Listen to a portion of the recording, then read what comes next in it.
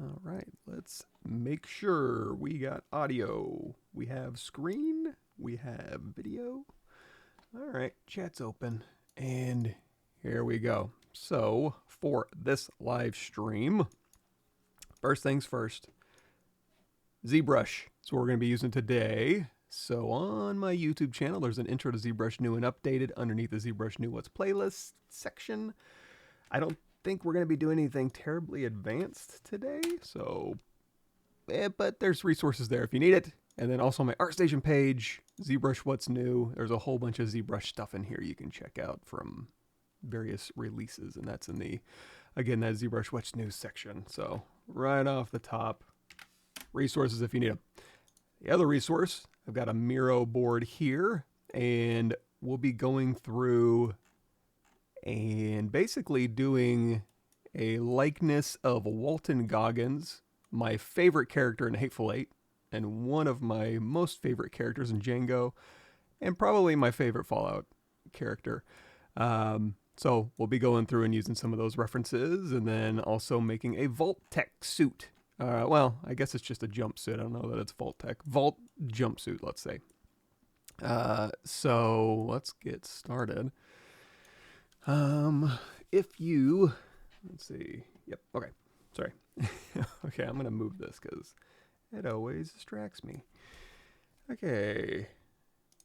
Also, close, close, close. All right, so in ZBrush, if you want to make a human, you can start with a sphere. Just go in here and say, I want to start with a sphere. Go into edit mode, make polymesh 3D, turn on your floor temporarily so we know we're Z forward, Y up, and then tap X to go into X symmetry. And then you can just start moving this thing around. This could be your rib cage. This could be, whatever. Start making your character. Now, once you start moving these verts around, it's going to get a little stretchy. So in that case, sometimes it's fun to go in here to Geometry, Dynamesh. There it is. And then just click Dynamesh. This, if it's a little too much, the more geometry you have, the more wobbly things are going to be. So, you can drop that resolution down, control drag to re-Dynamesh. Now, if you move the resolution down and you control drag and nothing happens, that's because no verts have changed. So you just go in here and you can smooth a little bit of it, control drag, and then it'll update. And then, BSH is another one, which is like snake hook. There's snake cactus. There's a bunch of snake brushes in there. And these are fun to use, not only just to move geometry around, but also go up here to Sculptors Pro, just toggle that on, activate that with backslash, it looks like. And then as I move things around, it'll tessellate on the fly. So you can go, let's pull out some arms, let's pull out some legs, pull out a head, inflate, boom, perfect. Now let's compare. Is that close? Kind of hard to tell because I can't, it's, one thing I could do is I could put this back behind here, and then as I'm sculpting, I can go up here. Actually, can you see this? Just off screen, right here, I'm going to move the screen down just a little bit. Right here, there's a see-through slider. If I pull that see-through slider to the right, I can just have that on. So while I'm sculpting, I can be sculpting and looking at reference at the same time. It's a little, and it's fine for certain uses. In my case, I'm going to see if I can make something better. So what I'm going to do is I want to match reference, right? So I'm going to go in here to Texture, Import. And let me just grab this down here. We're going to go to my folder where my stuff is. Oh boy, which would be recording Fallout. Reference. And then I've got some Cooper.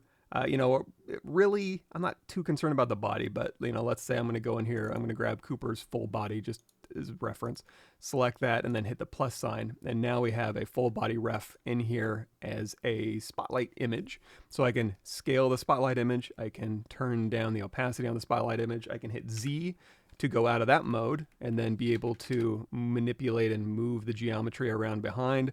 So now I can go through here. Now, as soon as I move the camera and then, or I hit Shift Z and I turn that off and I want to sculpt without it, and then I turn it back on by hitting Z, that again goes to widget mode, hit Z again.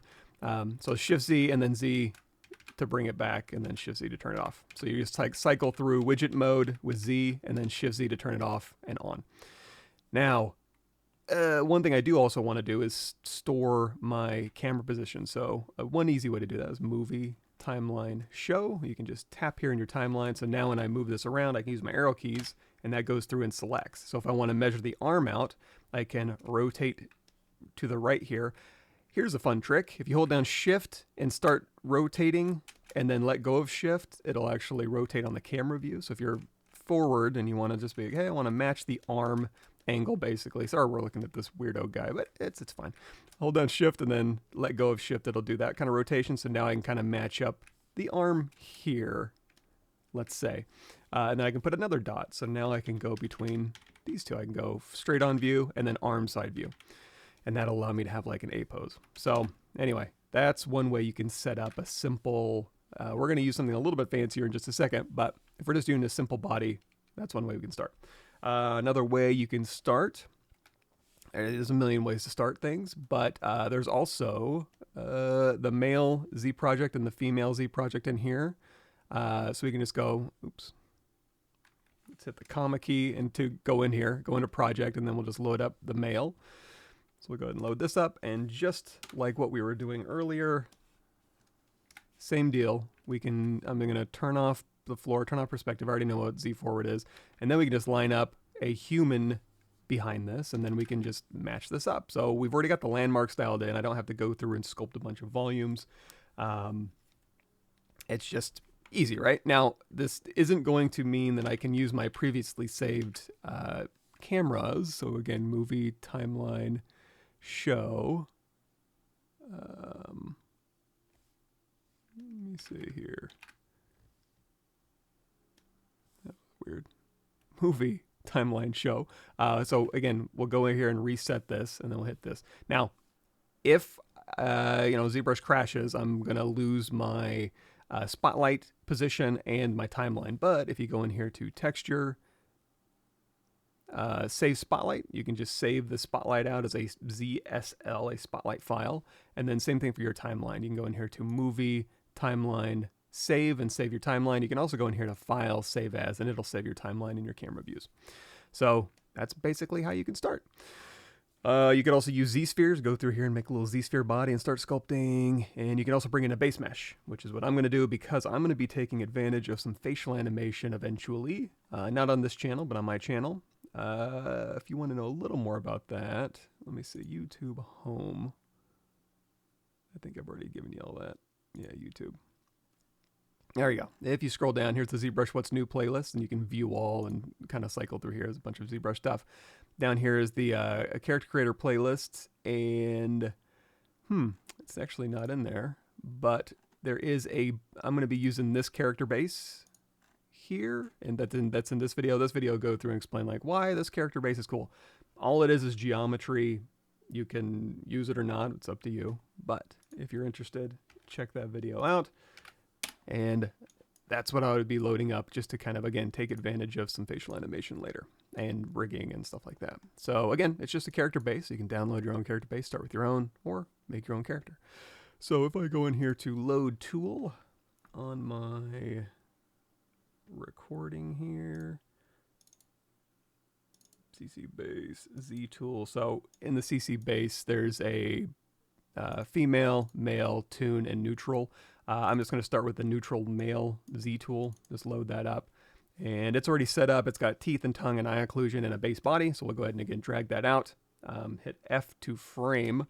And here we go. So just like we were doing earlier, I'm going to line this up so that his feet and head match. Now you're going to notice, like many Hollywood actors, it's got a pretty large head, which is cool. So again, here's the body lined up. We're going to drag this dot off of there and then put another new dot in there. And then again, for the arm length, I'm going to hold down Shift and start. Let's tap on the right shoulder and then hold down Shift and then let go of Shift. And we'll just rotate this arm down. Oops. Shift, let go of Shift. There we go. Doop. There we go. We can just move that down. And now we can start dialing in this suit. So we'll put another dot in there. The other thing we want to do is, it's kind of if we're doing a full body, I'm not overly concerned about the head being the perfect size, but we kind of probably want to match it a little bit, right? So to move the head along with all this other stuff, the eyeballs and the teeth, we're going to hold down, hey Rodolfo, how's it going? Yes, hopefully it'll be a decent one. So we're going to hold down Control, and we're going here to mask lasso. We've got the base body selected. I'm going to mask the head, or the neck is, because we just want to expand the head, and then I'm going to Control Tap to kind of blur that out. If you're so inclined, you could also do BT brush transpose, and there's a bunch of transpose options in here. You can also just hit W on your keyboard. That goes into transpose mode, and then with this dot on, this little gizmo 3D, you have a gizmo that you can drag out, and while you're dragging, it'll leave you a soft fall off. So now we can scale the head up like that. Same thing with the arms. You can just drag down the arm and you'll get this soft fall off. Now, if it's too soft, you can go to BTC, which is Transpose Classic, and that'll get you that little bit of a harsher fall off as well. But for our purposes, we're going to go here to Mask Lasso, Control Alt, mask the head out, Control Tap the body to kind of, let's just grab the head. I don't think his neck gets big, so we'll just grab right under the ear. Control Tap a couple times to blur that transition out, Control Tap to invert it, or Control Alt drag, and that'll go ahead and invert that selection, and then Control Tap to blur it out. Now, I need to put this right in the middle of my character, so I'm going to hit this Unmask Mesh Center when I hit W, and then hit this little reset, hold down Alt and hit reset. I'm going to put that right at the base here. So now, if I scale up or down, it'll scale. I should mention this too. If you want to work in symmetry, just tap X on your keyboard. That's going to turn on activate symmetry, and by default it's in the X direction, which if we turn on our floor, X is left and right. However, if we are, we want to scale these hands up, let's say, and then Control Tap, Control Alt, Control Tap, W, hold down Alt, and you can just click on here, and you can kind of hold down Alt and reposition. If we start scaling these hands out, it's going to start doing this. In those instances, since we're not right down the middle, go up here to LSIM, turn off dynamic, and then now you can just scale along that local axis. Anyway, head, unmask, blur, W, unmask mesh center, reset. Now you're going to see when I did that, it's offset, it's not down the middle, so turn off X symmetry by tapping X, then go down to Mesh Center, then tap X again. Position this here, scale it up. Now the problem is, if we scale this up and down, the eyelashes will go along with it, but if I turn off solo, you're going to see all the other stuff isn't going with it. So let's go in here to move multiple, this little 3 stacker here, and by default, I think everything is already selected or selectable. If it's not, just Control drag to deselect everything, and then Control Shift drag over what you want to select, and it will grab everything there. And then now I can scale the head up and the eyes up. So again, Shift Z to bring our reference back, arrow keys to kind of put it back in there, and then we'll go ahead and scale his head up to match Walton's bigger head. So now we've got the body and the head, and there you go. That's basically how I ended up doing the body. Now, everything else, I think the suit's pretty simple. So let's start with the likeness, I guess, unless anybody has any reason I shouldn't. Quiet in the chat today, so I'm going to guess, do what you want, Pav, and I will. So we have the base body here. We've got everything going, so now I want to match his face. What I could do is I could go in here to texture. Here's the thing. While this is activated, this thing here, I could actually say, hey, you know what? I'm going to put the body over here. Then I'm going to go in here to texture, import, and I'm going to grab, let's see, recording, reference, head reference. We've got, I've got some Google image head reference, so I'll grab one of those. I've got some from the show that are pretty neutral. You want to get a nice profile in there. I've got one from the show in there, and then maybe a 3/4. So I'll go ahead and hit open, and while this is activated, it will go ahead and import these images. So then we can go through here. You can also go through here and you can hit this. What is this? Make them all the same size. Make them all proportional based on something. Make them proportional based on their pixel dimensions, all of this stuff. So we'll make them all the same size. And then we'll go through here and we'll say, okay, I want the body here. I want the front head here. I want the 3/4 head, here. And this isn't how I'm going to do this. I'm just kind of showing you the profile of the head over here. I'm starting to run out of space, but you get the idea. And then maybe another sanity check front head here. So this is one way you could do it. And then you could say, okay, again, these things don't mean anything anymore. So I can just drag them out of here, and then we'll reset up this one. So we're not scaling the object. We're just using our camera navigation, either right click or, you know, just panning around and just kind of moving these into place. So we'll say you go here. And then for this one, we'll go through and we'll say you here, go here. Now, if you do happen to know the focal length you're working at, you can have perspective turned on, go in here to draw. You have this button right here, which is universal perspective. So if you probably want that on, and then you can go through here with like a 35 millimeter, 28, 50, etc. Now, if I go to full body, these things make a bit of difference, and you can also grab the focal length here. As soon as you go into the head though, it doesn't make too much of a difference here. So I don't know, use whatever ideally you could get the metadata from the photograph and match it. But anyway, so we'll go through here and, make sure that you're rotating the head and, matching up the features. And once you get that dialed in, you can set this here, and then you go through and you can set this up. So now set, and then here, set, etc. You get the idea, right? There you go, boom.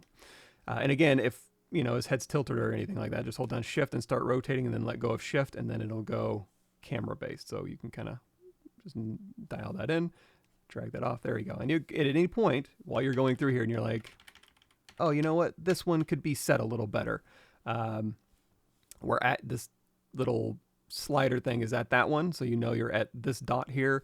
Go through here, make your minor adjustments, drag that off, re-put that dot in there, and then you're good to go. And then from here, it's just moving verts around. Oh, we got some questions. Absolutely. No problem, Mr. White. How do you delete points keyframes from the timeline? Yeah, just go in here and you can just drag it off. So just grab it and pull. It'll drag it off, and then go in here and tap, and it'll make a new one. Yeah, I'm here. Yeah, this Walton is so good at playing despicable characters that you kind of love.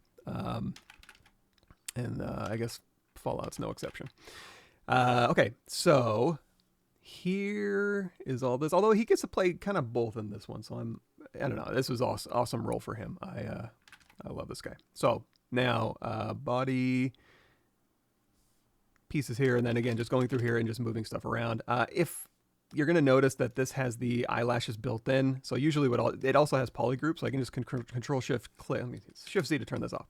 So for this, if I have eyelashes in the way, just control shift click this, and then I can move stuff around without the eyelashes, or I can keep the eyelashes on. It doesn't really matter. I can move those around. All this other stuff, like the eye occlusion and the tear line, that can easily be fixed in Character Creator later, so that I don't generally worry about. Base eye and stuff I try to keep generally okay, but again, all of these things can be fixed at any other point. So this is one way you could do it. Now, what I do is I'm going to go through here. I'm going to delete all of these. That's just a little X in there. There is a plugin. Well, let's talk about this too. Under Draw, I don't use it, but it's there. Cameras. So you can store cameras in here, save camera to camera list, and then you can cycle through the cameras. You know what? I know a guy who probably did a video on this. Let's see. Store camera. FBX camera image plane import. ZBrush universal camera.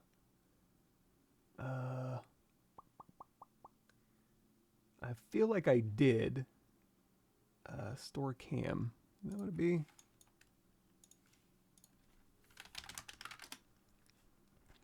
camera thumbnail,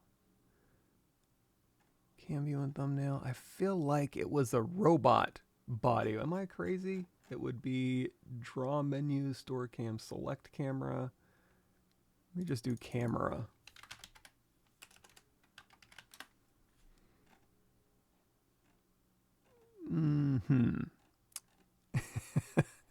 Well, just when I thought YouTube was going to give me what I needed, here's another thing we can do.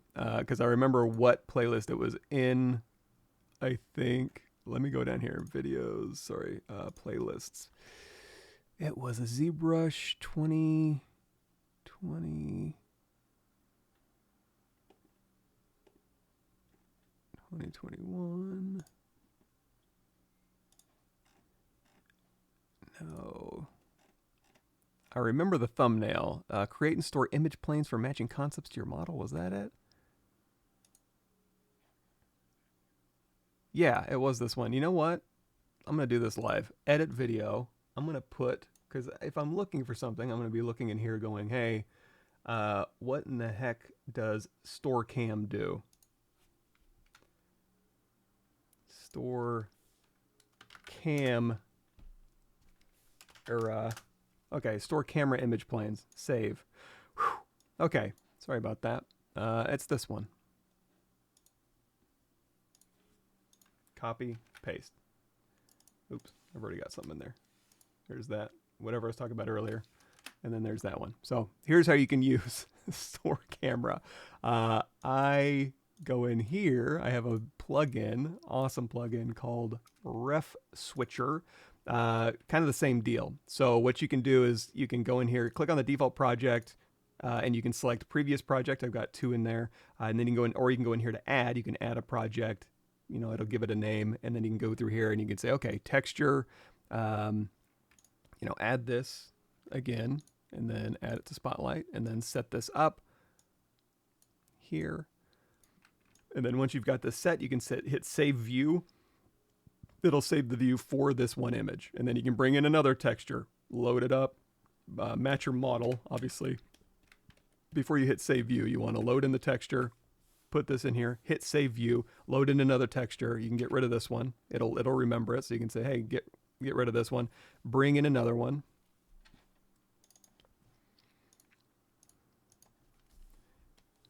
Put it in here. Line up your image, hit Save View, and then if you're ever, you know, again, you want to make like a micro adjustment, just go in here and hit Save View again. It'll save over the previous view. So now I've already done that, so I don't need to do that again. So I'm going to say, go in here, I'm going to go to Cooper, and I'm going to say Load View, and I need to go into edit mode here and then say, there we go. Obviously, since I didn't I started with a slightly different version of this base mesh that I've already dialed in, so it's not going to be lined up nicely. So let me go ahead and load that up, by the way. Let me see.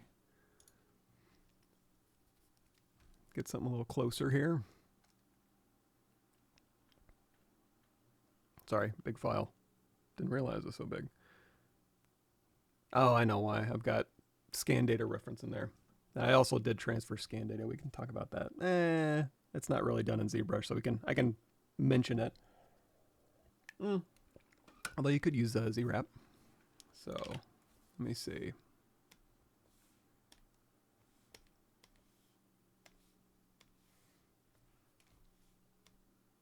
There we go. So let's turn. Actually, let's go in here also to preferences. Quick save. I'm going to max these out because we're just going to be demoing, so I don't really care too much about that. And then here, base body. There you go. Now we can kind of see. So while we're working with the base body, you know, you want to start low and dial in your primary forms, right? And then you just want to go up 1, dial in your secondary forms, go up 1 more, dial in primary and secondary forms. That's about as, when I'm doing a likeness, and again, this is just me, so take it a grain of salt, but usually I don't go past subdivision level 3 for most of the work. The vast majority of the work is done in subdivision level 2 and subdivision level 3, and it's just a couple hours worth of loading up views, matching the view here. Let's go ahead and you can again hit Save View if you want to save that view. Going through here and going like this. So move this over. You can go through and you can be like, okay, is this close enough? Moving the lips around, moving the head around, moving the ears around. Another thing you can do is you can go in here and you can store this view so that, because if I go through here and I say load view, it's going to move the camera and the model back. If for whatever reason I want to say, you know what, I want to move my reference over here and max out that opacity, and then I want to move this over here.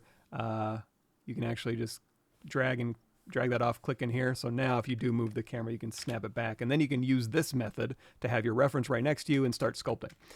In order to sculpt, if you're just using the move brush, I think it'll work. But if you want to, use a standard brush, I think you got to go in here to brush. samples, there's a spotlight projection. So if you have spotlight projection on, it's not going to let you, again, it'll let you use your move brush, but like the standard brush isn't going to work because it wants to have an image, the spotlight image in front so that you can sculpt through it. If you turn that off, then you're free to do whatever you want, spotlight or not. So again, now we can use our arrow keys, snap this back, and now I go through here and like, again, all you're really doing is pulling verts around to kind of match features. So if we go back down here, you can also assign hotkeys to these. So I can do Alt-1, Alt-2. Let's go ahead and move these down. And it looks like I don't know, whatever the reason, the document I had is just slightly off. But also, underneath, it's also storing all of these settings. So if you're changing the focal length on every single one of these, it goes through and it looks and says, oh, perspective's turned on. This is at the focal length, whatever. The model is in this position here, and it'll just match. So I'm going to skip 05, 06. Oh, there we go. 7. So just before clothing, we'll skip ahead a little bit. But that's it. That's basically it. So, I can go show you like the front view, 3/4 view, and profile view, just to kind of dial in his stuff. Make our own little Walton. Yeah. Let's see. Streaming female anatomy modeling tutorial. If I was doing a female, we could start here, female ZPR, and all your landmarks are kind of dialed in. Let's see. So again, is that really a 3? No way.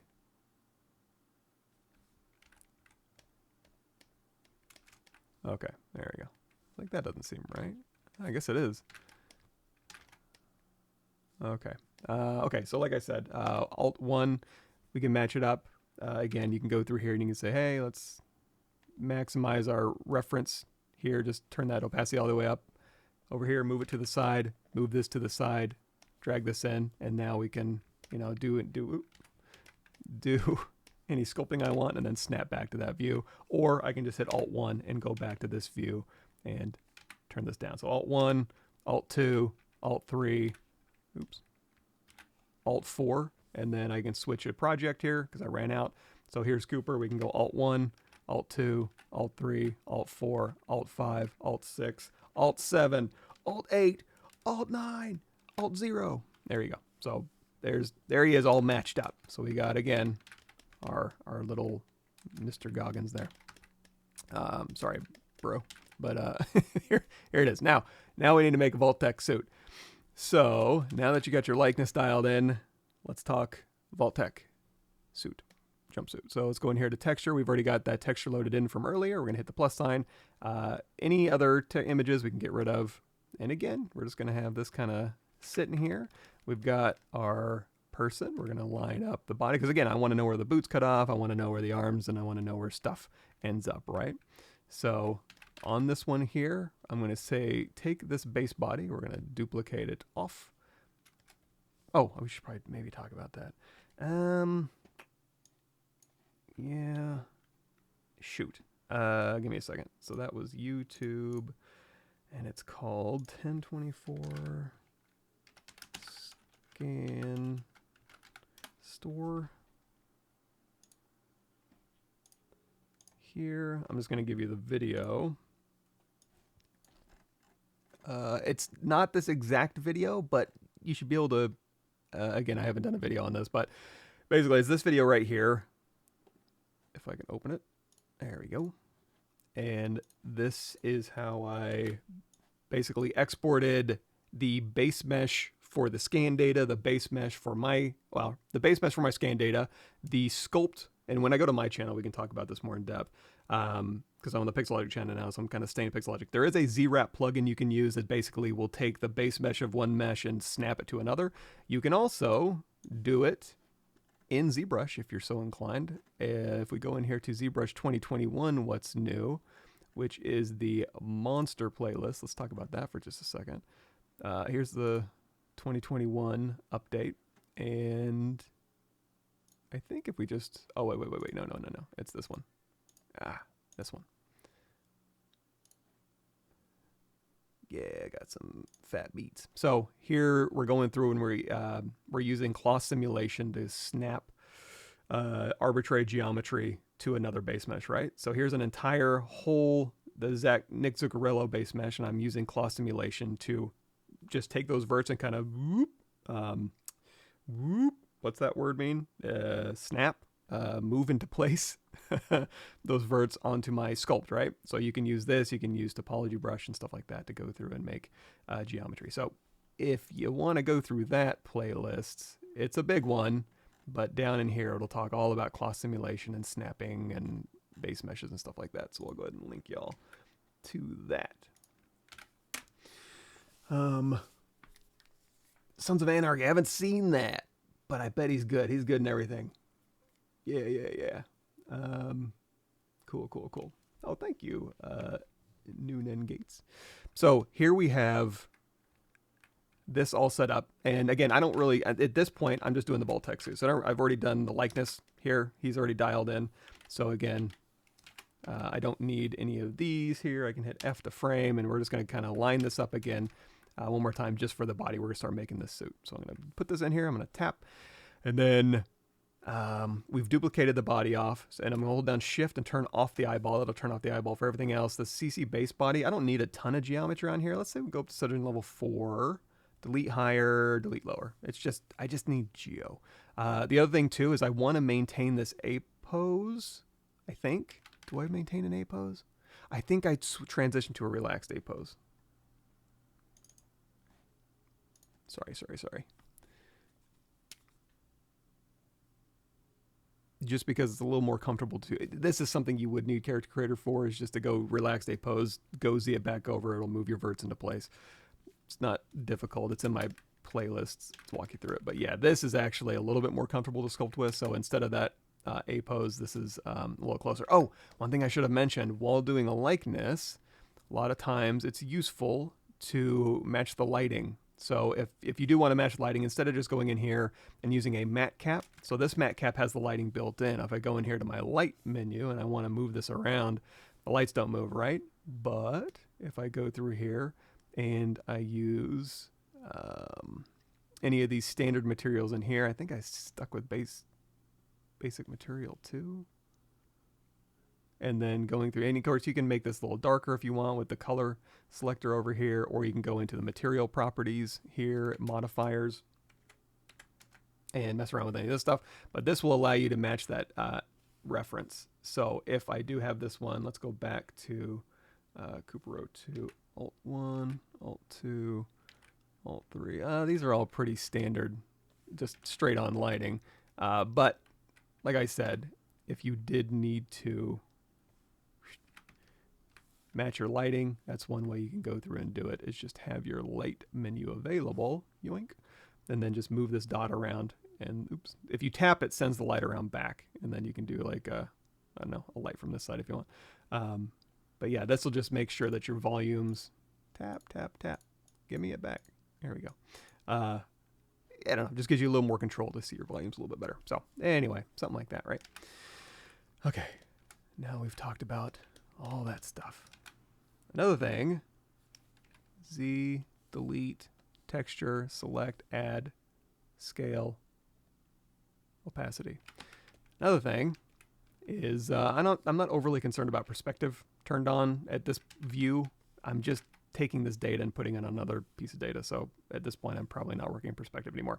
So we're going to go ahead and save this view so I can use my arrow keys to snap back. And like I said before, I'm going to tap on the right shoulder here, hold down Shift and start rotate. Hold down Shift, you know, like if you want to snap to a front view, you'd hold down Shift and snap. So do that, and then let go of Shift with your pen still held down on your tablet, and then that'll rotate on that camera view. And then we can move that over, boop, put another dot in there, and now I can get the arm in there and the body, and I can still maintain my A pose. CC base body, duplicate that off. We're going to go down here. Again, I don't need a ton of geometry, so subdivision level 4 is probably plenty. Hold down Shift, turn off the eyeball. We could even rename this suit. Now, if I'm making a suit, I'm going to go through here. I'm going to do a deformation, inflate a little bit. Yeah, so maybe we inflate this up a little bit. So just, I'm working at a very large scale. Actually, I forgot to mention that. because I'm using that CC base body, really the only thing I do is go up here to dynamic and just double tap that dynamic to turn it off. If you're using IMMs, that can be problematic, but just sculpting organic stuff, it's fine.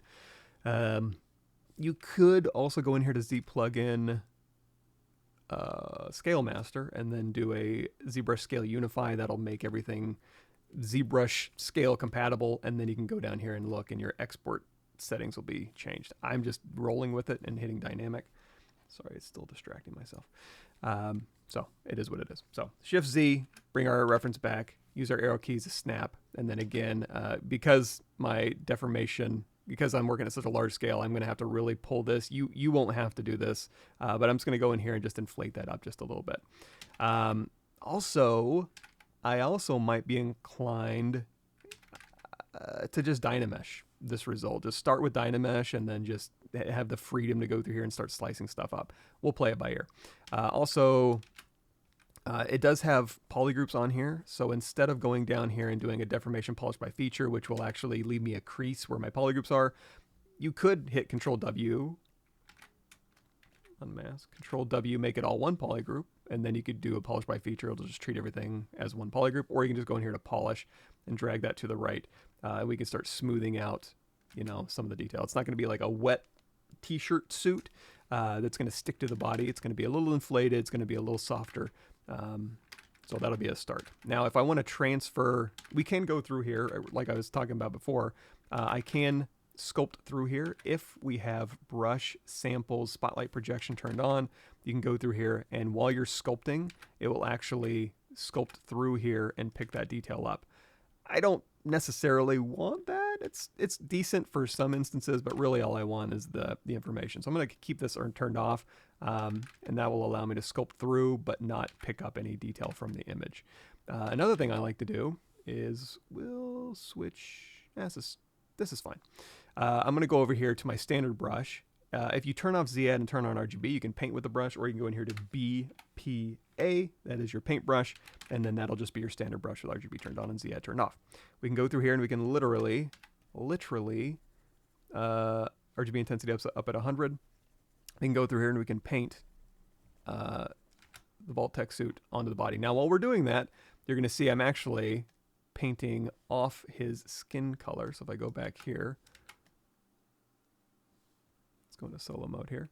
Here's the body. Let's go up to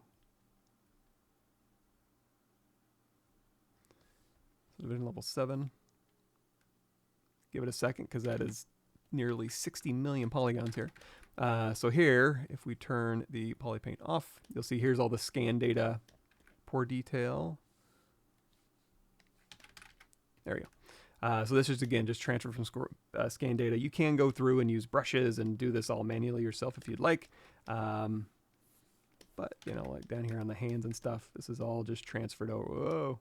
All just transferred over from scan data. So that's how I got that detail on there. And along with that came the texture information. So here's all the texture detail that we can bake off later on and I don't know, have a little fun with. So that's the base body with scan data. Now this one, again, it's been inflated, and while I'm painting, like I mentioned, while I'm painting, I can paint through here because spotlight projection is off, but now I actually want to paint the information and it's not letting me. So this is where I need to go, have RGB turned on, turn spotlight projection back on, and then now when we paint through, we're not going to deform the model because we don't have Z-Add turned on, but we can go through here and we can paint our concept right on our body here. So just for this, I'm gonna hit C. You can tap C and sample the color, or you can drag from the color on here and it'll go ahead and sample the color. So we just pick a blue, Control Alt F, which is my hotkey for color fill object. And now we can go through here and standard brush and just be like, hey, this is where all of my landmarks need to be. The leg starts getting off kilter. So again, I can hold down Shift and then let go of Shift and just kind of rotate this from the camera view and then there we go. So that's where the boot line is going to be. And then again, we have our camera view set up for the arm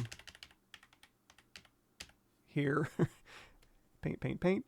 And there we go. Now we have where the approximately where the glove line is going to be. So here's all of our landmarks for our Vault-Tec suit. Oh, another thing you can do is turn on X symmetry. So if it is I mean, it's not a symmetrical suit in the sense that these pieces are on the same side, but for the legs, you know, you could probably just pick one. You know, I actually get a little more light on this leg here. So you can have X symmetry turned on and just paint one leg, and it'll do a mirrored paint on the other side. There we go. Got a little suit going. It's when things are as dark as this, you can go in here to Z and then go in here to intensity and then drag this up and down. So if you're getting pure blacks that are going transparency, that's an easy way to clamp your dark values. Awesome, thank you. Clamp your darks, and then, but you can also go through here and lighten stuff up. But another thing I like to do, if it's getting too dark for sculpting, just go in here with white color selected, RGB intensity turned down, color fill object a couple times. That'll kind of knock it back. If I undo that, you can also go in here to render fade opacity. You can fade the opacity, but it also fades the opacity on your masks. So, and you also change the fade color if you want. So that's useful too, right? But for my money, color fill up. Sorry. Move this back. Color fill object a couple times just to knock it back. And now we have all of our landmarks and all the areas that we need to go start, you know, dividing this up. One thing I don't need is Control Shift. Let's go in here to, let's try knife curve. I'm going to go through here, and right along the wrist is where the glove is. So I'm going to go through. We're in solo mode. Geometry. Delete hidden. Control W. Mesh has layers. What layers do I have on here? Oh, bake all. Okay, so can't use the knife brush with layers. But we can go through here and be okay, right along the wrist, we're going to have a cut. And then right along the feet, we're going to have a cut. And then on the head here, we'll have a collar, but we won't need a head. Vault-Tec suit, and we're done. Great job, everybody. We'll pick it up again Thursday. Just kidding. We can do a little bit better than that. So here's the start of our Vault-Tec suit.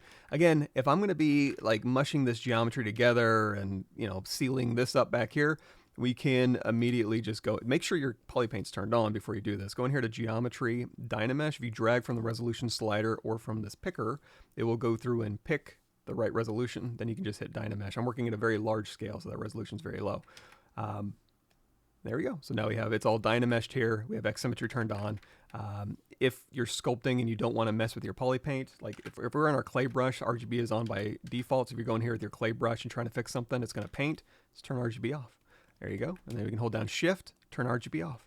Now you can smooth the model without smoothing your texture. Now, if you do want to, you can turn RGB on with Shift held down, and you can smooth out, like if you're doing like stylized gradient painting, you can smooth your poly paint as well. But in this case, we're just going to go through here, use our clay brush or your clay buildup and shift and smooth. And we're going to make this a little baggier. Again, it's not super skin tight. Let's go back to our reference here. You know, it's not super skin tight. We got some nice wrinkles in here. It is, he does mention it is a little tight, but it's just one of those things. So we got the suit here. We're going to hold down Shift to smooth, RGB off, Z add on. Yeah. So now we can go through here and, again, we're just basically softening this out. So, for the suit, we'll go ahead and we'll make this a little bit baggier. So we're going to go through here, hold down Shift, and you can also, now be careful while you're doing this. If we do have Dynamesh turned on and we turn this poly paint off, we can go to whatever material we want and, you know, start sculpting our wrinkles and start making this a little bit baggier and getting rid of this belly button and stuff like that. However, if you Dynamesh right now, Control drag to Dynamesh and then turn your poly paint back on, it's going to be gone. So if you are wanting to re-Dynamesh your object, make sure your poly paint's on. It'll transfer your poly paint here. So now we're basically, I'm going to have a little bit of reference up just so I can see it. But you can kind of see, if we go in here, I'm going to grab my damn standard brush, BDS. Comes with ZBrush, and then we can just start making reasonable decisions here. So also, H polish is another good one if you want to kind of get rid of some of this detail here, and basically going through here and saying, okay, there's a collar here. I'm just going to go in here with my damn standard brush. We're going to carve in a little bit. So it's going to kind of go to a V here. All this will be gone. And we'll hold down, you can hold down Alt if you want to pull up to a ridge. You can let go of Alt if you want to push in. And then you can just start dialing in where your little cuts are going to go. So this, actually, the yellow part here, I think, I want to say it's a little bit raised. I don't really remember, but look at your reference. Go through here. You can hold down Alt and you can kind of pull up along here. You can also hold down Alt and then Shift and then let go of Shift and it'll snap straight back down. So let's go here and let's say here and then maybe down the middle too. You know, there's a big zipper that kind of goes down to a belt area here. So maybe we'll use our standard brush. Here we have X symmetry turned on. And then it does kind of a scoop in here as well. So right about here, it kind of scoops in a little bit. And then this goes out. So we're just kind of just tracing on our image where the features will be for our suit here. And then of course over here, we got our glove will be right about here. And then our pants. And again, go in here and reapply your texture reference. But there's about where the boots will be. We'll make boots real quick. All of these little bobs and odds and ends, we can just kind of put in templates. This suit doesn't have subdivision history because it's just Dynamesh. So you can go in here to BI brush insert IMM primitives and grab a cube or something. But I have a custom IMM thing. Actually, you can have this if you want it. Let me get it to you real quick.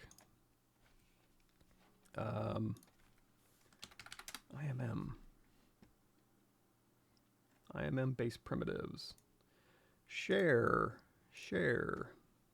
copy link, done. There you go. This IMM I like because it has just basic cube, mid, a bunch of different types of Z-spheres and cylinders, just stuff that I find useful while I'm doing stuff. One of those is just regular old cube, or a cube that has subdivisions across its axes. We'll just take cube. So I'm going to turn off X symmetry temporarily, and we're just going to drag out a cube here, and we're going to turn off move multiple and scale that down. And we're going to do, it automatically masks everything. I'm going to say split mask points, which is underneath your subtool split. Mask points around mask points doesn't really matter. And we'll go back to our suit, and then we can go through here. We'll drag out another cube here, and we'll scale this up and scale this out. Scale this down a little bit, and there we go. We got a placeholder for that one. Again, we'll say split mask points.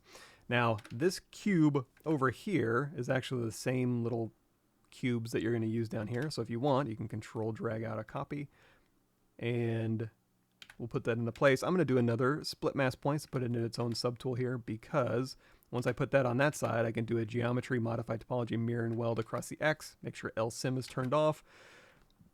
It'll mirror across the x-axis. We can turn X symmetry turned on.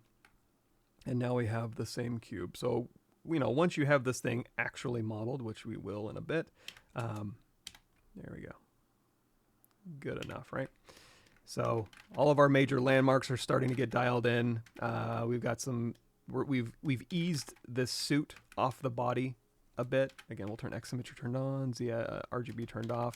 So again, just kind of smooth some of those features out and then go through here and you can start sculpting in some of the details. Yeah, so yeah, look at your reference and then sculpt this in, and we'll put in some draping wrinkles in here. Now this, I don't particularly like sculpting cloth necessarily on a Dynamesh mesh.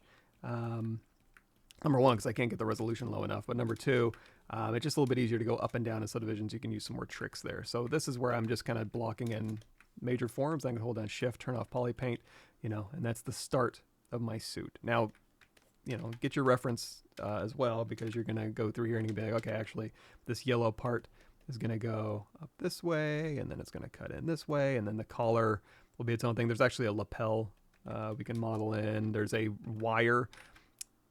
There is a wire that goes from here around to the back. It's not symmetrical though. And honestly, this type of thing I wouldn't even sculpt in. You can add this in later as an IMM brush, so I wouldn't worry about that. But there is, if you turn off X symmetry, there is like one cut that goes along here, and it goes like back around here or something like that. And then, I don't know, Let me look at my reference here. I already have this done, so I'm not overly concerned about nailing it. But yeah, somewhere along here. So use your reference and make the best decisions that you can. And there's probably a seam too. So, you know, let's say turn X-symmetry back on. Oh, and also along the side of the pants and the shirt here. Let me get a better view. Something like this. There's all the way up to the yellow, right about in here, all the way down is a slightly different material, and right along here, it's kind of got a little ribbed section in here, so you can kind of just start dialing that in. Again, we're gonna, if you want to be really careful and sculpt this beautifully as one solid mesh, feel free. I'm not gonna do that because that's a little rich for my blood, a little too difficult for me, but I'll show you how I kind of split this up into its own meshes and then bake to one mesh, basically. I don't know, we'll talk about the baking part because that doesn't have anything to do with ZBrush, but, oh, again, you know, the whole belt thing. If we turn our thing back on, here's the belt here, and then it kind of goes a little broader here, and then it goes, this just goes straight back. And then right off the belt X section here is like this, and then again, right to about here-ish, it's got those little striated sections. So you can see pretty quickly, again, it's not polished or anything, but we can get a pretty good idea in the round of what our stuff needs to be, you know. Also, for the boot, let's talk about that real quick. I'm going to borrow that base body again because we chopped it off for the bottom of the pants, but I do need his feet for this. I'm going to say CC base body, duplicate this off again. Here we go. Let's go down to subdivision level 3, delete higher, delete lower on the duplicate. I want to leave my base body alone. We'll go ahead and call this boots. And once again, we've already, come on, caps lock isn't on. It's weird.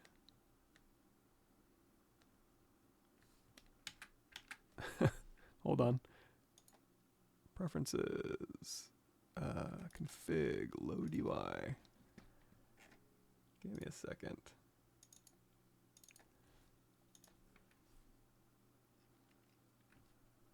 Sorry, couldn't get my custom menu. Give me an excuse to get coffee. Oh, sorry, I'm behind. Cool, excellent. Yeah, that would be a fun project. The Vault-Tec bobblehead, that's a good one. The likeness, if you go back in this video, it'll tell you exactly how I set up the likeness. Should I move to Maya from 3D Studio Max for game character art? Yeah, sure. Been a while since I caught a stream, and wouldn't you know it? You're too kind. Cool, excellent. Glad I was able to help you love ZBrush a little bit. Absolutely. Excellent. Glad to hear it. Glad the videos are helping. Why all the artists use Windows only? Haven't really felt the need to go Macintosh unless I'm playing Oregon Trail, in which case I'm all Mac on when it comes to Oregon Trail. How come I can learn everything that's related to character art so fast when it comes to hard surface and stuff that my mind just shuts off? That's kind of it kind of depends on how, when I'm going to class and I'm like, oh, I really like this subject, and my mind doesn't shut off, and I learn stuff, and I'm intrigued, and I'm engaged with the subject matter. Boy, is it easy, right? If you're with subject matter you're really not engaged with, it's a lot harder to learn, right? So as far as like how to trick yourself into becoming engaged with that, sometimes it's just as simple as, especially when it comes to ZBrush, is finding the right workflow that clicks with you. Now, there's going to be purists out there who are going to be like, oh, you can't use ZBrush for hard surface, or if you do, you can't do it this way because that way is wrong. Those people are foolish, obviously. You can do whatever you want. Always consider the source, because usually the people who spout off the most are like hobbyist people. Why would you care about their opinion anyway?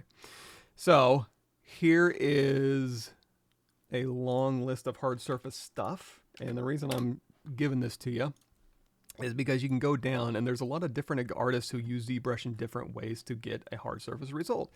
It's not the only way to do the stuff. Maybe it's not the best way to do the stuff, but if it's a way that keeps you engaged and makes it hard surface fun for you to explore, then do it. And then that'll open up opportunities for you to maybe be like, hey, I can do some of this in ZBrush, the hard stuff, and then the easier stuff I can do in Max Maya Moto Blender, Cinema 4D, Houdini, and then maybe mix of those two, and then maybe also want to use Fusion 360 or Plasticity or Moy to do some of the stuff. Kiosk Masons are in here. They got there's they're in the brute force. So Jonas, we're seeing his Kiosk Masons. Yeah, go through here and you can see, hey, I don't like box modeling with ZModeler just yet. My brain shuts off. Don't worry about it. Start here where you start sculpting and ZRemeshing and using brushes, and then you can get into rebuilding a little bit. Then you can get into ZModeler a little bit, and then over time, you'll have all the tools in your tool belt that will make hard surface approachable and easy and fun, and not a drag. Although sometimes, if you really want to, you can just be like, Google best way to make a hard surface thing in Blender with all the plugins, and then that's just your path, and then you just force yourself to just do it, So, okay, so what we'll do is actually a little bit of hard surface on this, I think. So we've got our suit blocked out. Let's say I went through and I did a little bit of a better job to get it pretty far, but now this is what I tend to do. Your mileage may vary. I find things a little difficult to work on if I want to go into like my clay tubes and start being like, okay, so this is going to be raised, and then down the middle here, if I hold down shift, I can like pull this up. There's a zipper. There's actually, I got a zipper line right here, and then down the middle, I can go in my damn standard brush and hold down Alt. We can put a little line down the middle here. So in lieu of trying to get this all perfect and sculpted, I mean, I will do this for a bit. I'll spend a couple hours just kind of going through here and using my H-polish brush and my clay buildup brush and clay tubes or whatever, and trying to get everything. Let's go back to my clay brush here. Like I said, H-polish, hold down Alt to sculpt up to a surface, let go of Alt, sculpt down to a surface. Clay tubes to kind of build up, or like I said, clay brush, or even masking. Where's a good example for masking? Oh, on the boots. We're doing boots. So go through there and make this as beautiful as you want, and then eventually I'm going to start splitting these pieces off into their own subtools to make it a little bit easier to manipulate. Another thing is the boots. So if we want to make a pair of boots, we got the boots mesh duplicated off.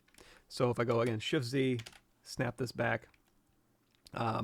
This, if I go into solo mode here, let's say this is about where I want my boot line here.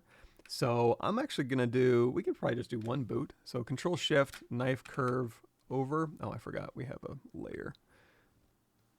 Bagel. So we can just, whoop, the opposite direction. There we go. And you know what? Get rid of this one too. So Control Shift, select rectangle, hold down Control Shift Alt, geometry, modify topology, delete hidden. And here is our boot. Yay. Now, just like we did before, I'm probably going to inflate this boot because the boot's going to be bigger than the foot. I'm going to go in here to Dynamesh, just Dynamesh this result, and go through here and smooth this out. And this is the beginning of the boot. Now, I do have on my YouTube channel, if you type in boot or shoes, or hell, even my ArtStation page, I have a whole section devoted to boots. Here's a boot tutorial. It's got an image and 18 videos. And then also, even just on my YouTube channel, if you just type in shoe, there's all sorts of, we made a pair of Nike Jordans and, I don't know, Bebop and Rocksteady, or which one's the Warthog? His shoes we made. And then I think just a generic pair of, those things. So anyway, there's some more stuff on there. Oh, also, if you're doing stylized stuff, Mario, we go through and we do a cool pair of Mario shoes. So this is a good one. And then also, who else did we make? It was a stylized, damn, I forgot what it was. That's good enough. This one is also a pretty decent one, I think, if you want to make your own Mario. We've done a fair amount of stylized stuff. So, and making those boots is basically just like I have right here. Two spheres, merge them together, slice the bottom off, put a cylinder in the top, and then you're basically done with those shoes. It goes pretty pretty fast. So kind of the same deal with this too, though, is if we're just making a shoe, we can go through here and we're going to inflate the foot out, and that's going to give us a basic shoe shape. If we start sculpting through and then control drag, you're going to see, oh no, what happened? Make sure if you're sculpting through with a very thin mesh with a very big brush, you go in here to auto masking and you turn on backface masking. I have a hotkey set to that, so any brush I turned on, if I go to my clay tubes, I can just hit Alt F, which is my backface masking. Don't even need this open. I have a little indicator in my interface, custom interface here, to set that up. Speaking of, because now we are starting, it's not advanced or anything, it's still pretty basic, but we are getting into stuff where you need to go and watch instructions. This intro to ZBrush playlist down here, if we say custom brushes, here, video 42, custom interface and menus.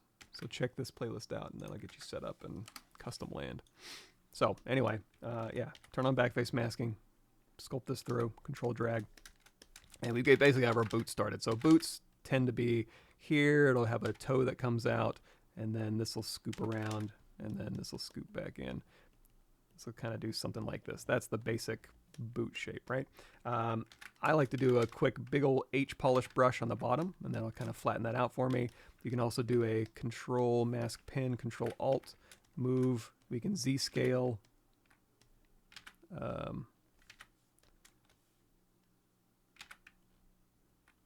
Z scale down. Jeez, my brain is gone. It's toast.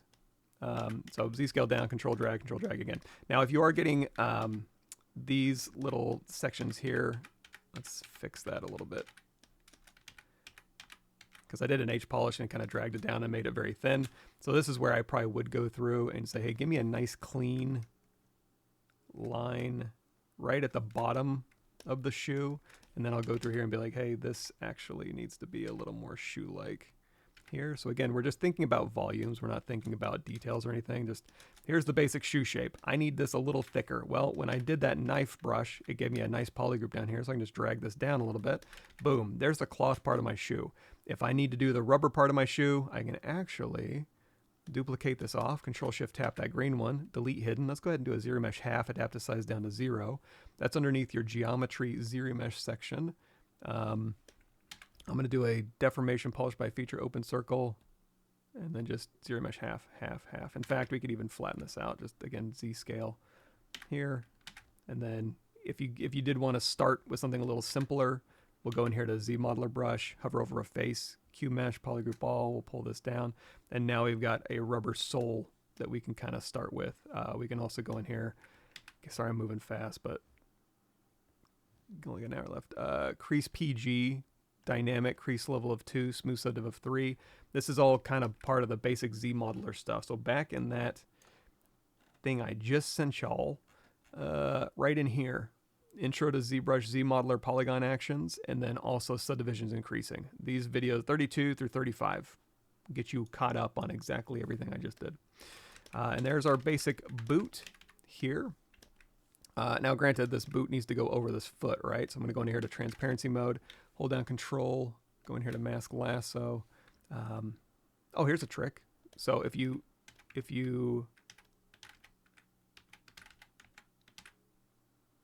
caps lock off, standard brush.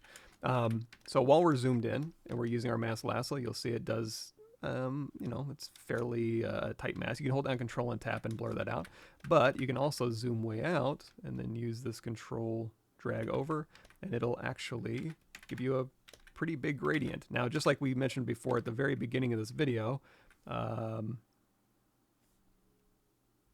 we don't need LSM monitor because we're only using one. So I can hold down, if I view a uniform scale, it's going to want, let's hold down Alt and put our gizmo right in here. If we do a uniform scale, it's going to scale X, Y, and Z. However, if we hold down Alt and just scale in the Y direction, it'll scale in those other two axes. You can kind of thicken things up like that, just as a way to kind of get things done kind of quick here. So here we've got our boot. And then now, again, just using your boot reference, let's reset this. There we go. And again, we're just kind of blocking it in. We're going through here and we're kind of sculpting in, you know, where the wrinkles might be, and also any details. I want to say, like, there's a whole front section that has information, and then along the back here, I think it's got, we can go through here and we can do like, hey, let me, ooh, that's another thing too. I'm just kind of dialing in detail, so I don't mind just going in with my Damien standard brush or my shaky hand and just doing whatever. If you are working a little more controlled, you could go through here and say, let's grab our mask. Nope. Let's grab, there we go. Let's grab our mask here. Control tap to blur that out, Control tap to invert, and then you can go through here. You can go to the side and just kind of move this out. You can also hold down Alt, and you can just kind of pull along that mask. That moves along the surface normal when you hold down Alt with the move brush. They'll just move out. Now, granted, we don't have a ton of resolution on here, so it's not going to be a great mask here. Let's see, Alt. There we go, Alt to the right. That's what I'm looking for. Same thing for the mask on the back. You can just mask and unmask, and then again, just hold down Alt while you're using the move brush, and it'll pull along here. Again, this is more stuff we'll do when we're doing our final stuff, but that's another way. So we've got our shoe blocked out. We've got our suit blocked out. We don't have any gloves. And that's about it. So I'm going to skip ahead. Let's see what else we got in here while I'm loading up these files. Skin details, yeah, go back in the video, and we mentioned, I have a video from YouTube that'll take you through how I transfer the scan data onto my CC mesh. Yeah, hard surface we talked about. Cool, excellent. To render a project in any other program or in ZBrush, do I need to merge all my subtools in order to hide seams between them, or is there another way to hide them? You can, so that's, oh, here we go. So here's our blockout. Yay, we're all done, right? So here's all the pieces. It's all blocked in. All of these are just blockout as well. There's nothing fancy going on with these. They're just basically proxy shapes. We can talk about how I made that. Yeah, so there's our boots. And that's I mean, I spent 20 more minutes looking at reference and kind of dialing in the details, but that's about it. Oh, one thing I did do. So these amazing wrinkles, I would love to tell you that I just am an awesome cloth sculptor and I did this. I went into Marvelous Designer and I just threw on a shirt and a pair of pants, and then, on my channel, we can talk a little bit more in depth about this, but basically, here's my shirt and pants that I made. It was just a button-up shirt. I really didn't care. I'm just looking for basic wrinkle information I can just kind of start with. And then I hold down Control tap that point in history to store those vert positions. And then and then we can just hide that. And then back here on my suit here, let's say we didn't have, again, we're just working on the block out. We've gone through, I did actually go through, let's talk about that. That Dynamesh we had, I went through and sliced and then ZRemeshed and project the details back. So let's talk about that real quick because that's important. Hold on just a second. Shift Z intensity. I'm going to recreate that. I totally forgot. So this is about what my suit would look like just using ZBrush, something like this. You know, it's got my noodle legs, noodle arms, my details built in. I don't have any subdivision history, but I do have a Dynamesh, let's say, and through this Dynamesh, I'm going to go through here, hold down Control Shift and slice, and I will slice through my mesh here to determine, hey, ZRemesher, when you go and rebuild this geometry for me nicely, give me a edge loop right through that poly group here. So you go through, I sliced through the shoulder, I knifed off the head and the bottom of the feet here, and then I said, where's my details at? So these are the detailed parts of the body. I'm going to control click this point in history, and then I'm going to say ZRemesher half, keep groups, smooth groups down to 0 for everybody following along. Geometry, ZRemesher half, keep groups, smooth groups down to 0.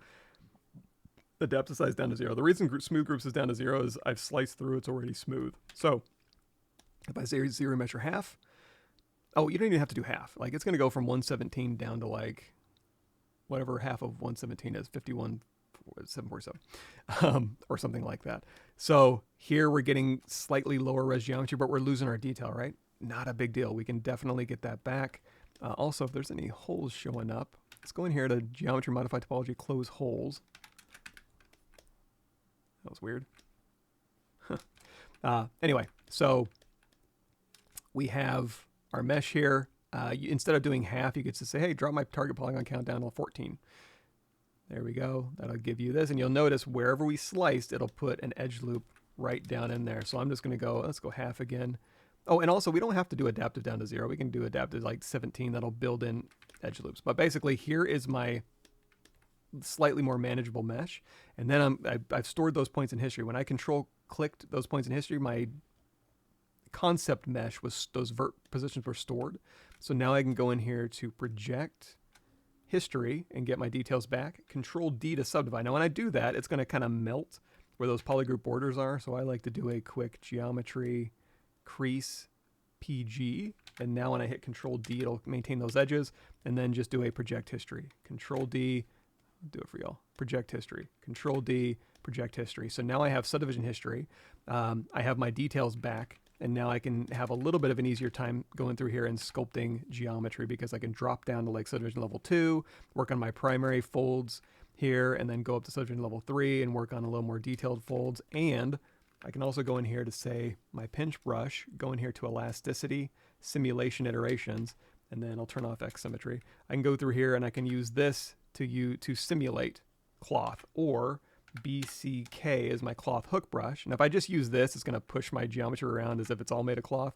But you can go in here to say thick skin, turn that on, dial in some thickness, and now you can basically just kind of push the cloth around and kind of pinch things together, and that'll kind of dial in some wrinkles for you as well. Also, remember, I brought in my Marvelous Designer mesh just sitting here, so I can control click here in history. That'll store these vert positions, and then back on my working mesh here, I can go in here to BHR, that's the history recall brush, and I can literally just go through here and sculpt in and down. Oh, I have thick skin turned on, so it's only allowing me so much leeway, so I'm going to turn thick skin off, and now I can go through here and I can project those wrinkles onto my concept suit. There we go. So now, instead of, going through and remeshing because I don't really care about all of the Marvelous stuff, I just needed to, some of those wrinkles in some of those areas, right? So I'm just going to transfer those wrinkles to my working mesh and make it a little bit nicer for me. So here we are, transferring the wrinkles. And then again, because I have subdivision history on here, let's see, are we at no, we're not even at the highest. Probably I want to be at the highest to get the highest amount of detail from our wrinkles here. And this is camera based, so you want to keep moving your brush or your camera around while you're brushing, so you're brushing straight down. If you're going at an angle and you're trying to brush these wrinkles, it's going to shear. So look straight down at the object and project straight back to your scan data or to your Marvelous Designer, or just get really good at cloth sculpting. And you don't have to use any of that stuff, right? I'm not, so I do what I can. So now we've got that all transferred. And now I can just integrate this. I'll hold down Shift and Smooth. Let's hold down, turn down our Z intensity a little bit. So we'll go through and we'll smooth this a little bit, and then I'll try to integrate these wrinkles a little bit better with what I've got. We got that detail built in. And again, you can go through here and you can use your cloth brushes, your standard brushes, your clay buildup brush, whatever you want to use to, again, enhance these wrinkles or continue these wrinkles and make them work with your suit. And again, this suit is also split up a lot. So there's going to be a lot of little wrinkles and different material properties that are going to change as the material property. This is kind of rubbery up here, and then this is cloth in here, and then the cloth on the belt's a little different than the cloth here. So there's lots of opportunity for a little bit of cloth storytelling while we're working. But there we go. There's our Vault-Tec suit. My cans are hurting my head. So to get back to, do I need to hide my seams? Yeah, this is just a Blockout. This isn't, we'll show you the final in a second. So, in fact, we could, you know what, well, at the very end, we'll just do a little preview. So, another thing we can do is, so that basically, as far as seams go, if you were working on this as a separate object, or you had a bunch of Dynamesh objects that were all separately and you wanted to hide the seams for render, what you could do is you could merge all the objects together, Boolean them. You can go in here, for example, to the gear icon when you hit W and say remesh by union, or you could Dynamesh everything together, ZRemesh the result, project your details back, and then you could just smooth out the seams in between the pieces and have it one solid mesh with no discernible seams. Here, and let me just get this sized appropriately somewhere in this area here. Shoot. It's a product update. Anyway, there's that could be one option for you as far as rendering goes, or you can just paint out the seams in Photoshop. But ideally, if there's not a seam, there's not supposed to be a seam in your model, then you wouldn't build in a seam, basically. And then here's our gauntlets made similar to the same way as the boots. You can go through here and give this a little bit of wrinkle detail. ZModeler this out. Let's talk a little bit about this back here. This here is just basically, if you grab that IMM brush I linked to y'all, I would grab like maybe a cylinder, I don't have a 24 in here, maybe a cylinder 16. Start with this, split mask points, Shift D to turn off dynamic here, X symmetry turned off. I'll just use local symmetry so we can have both of these kind of sitting here. So I want to make this, right?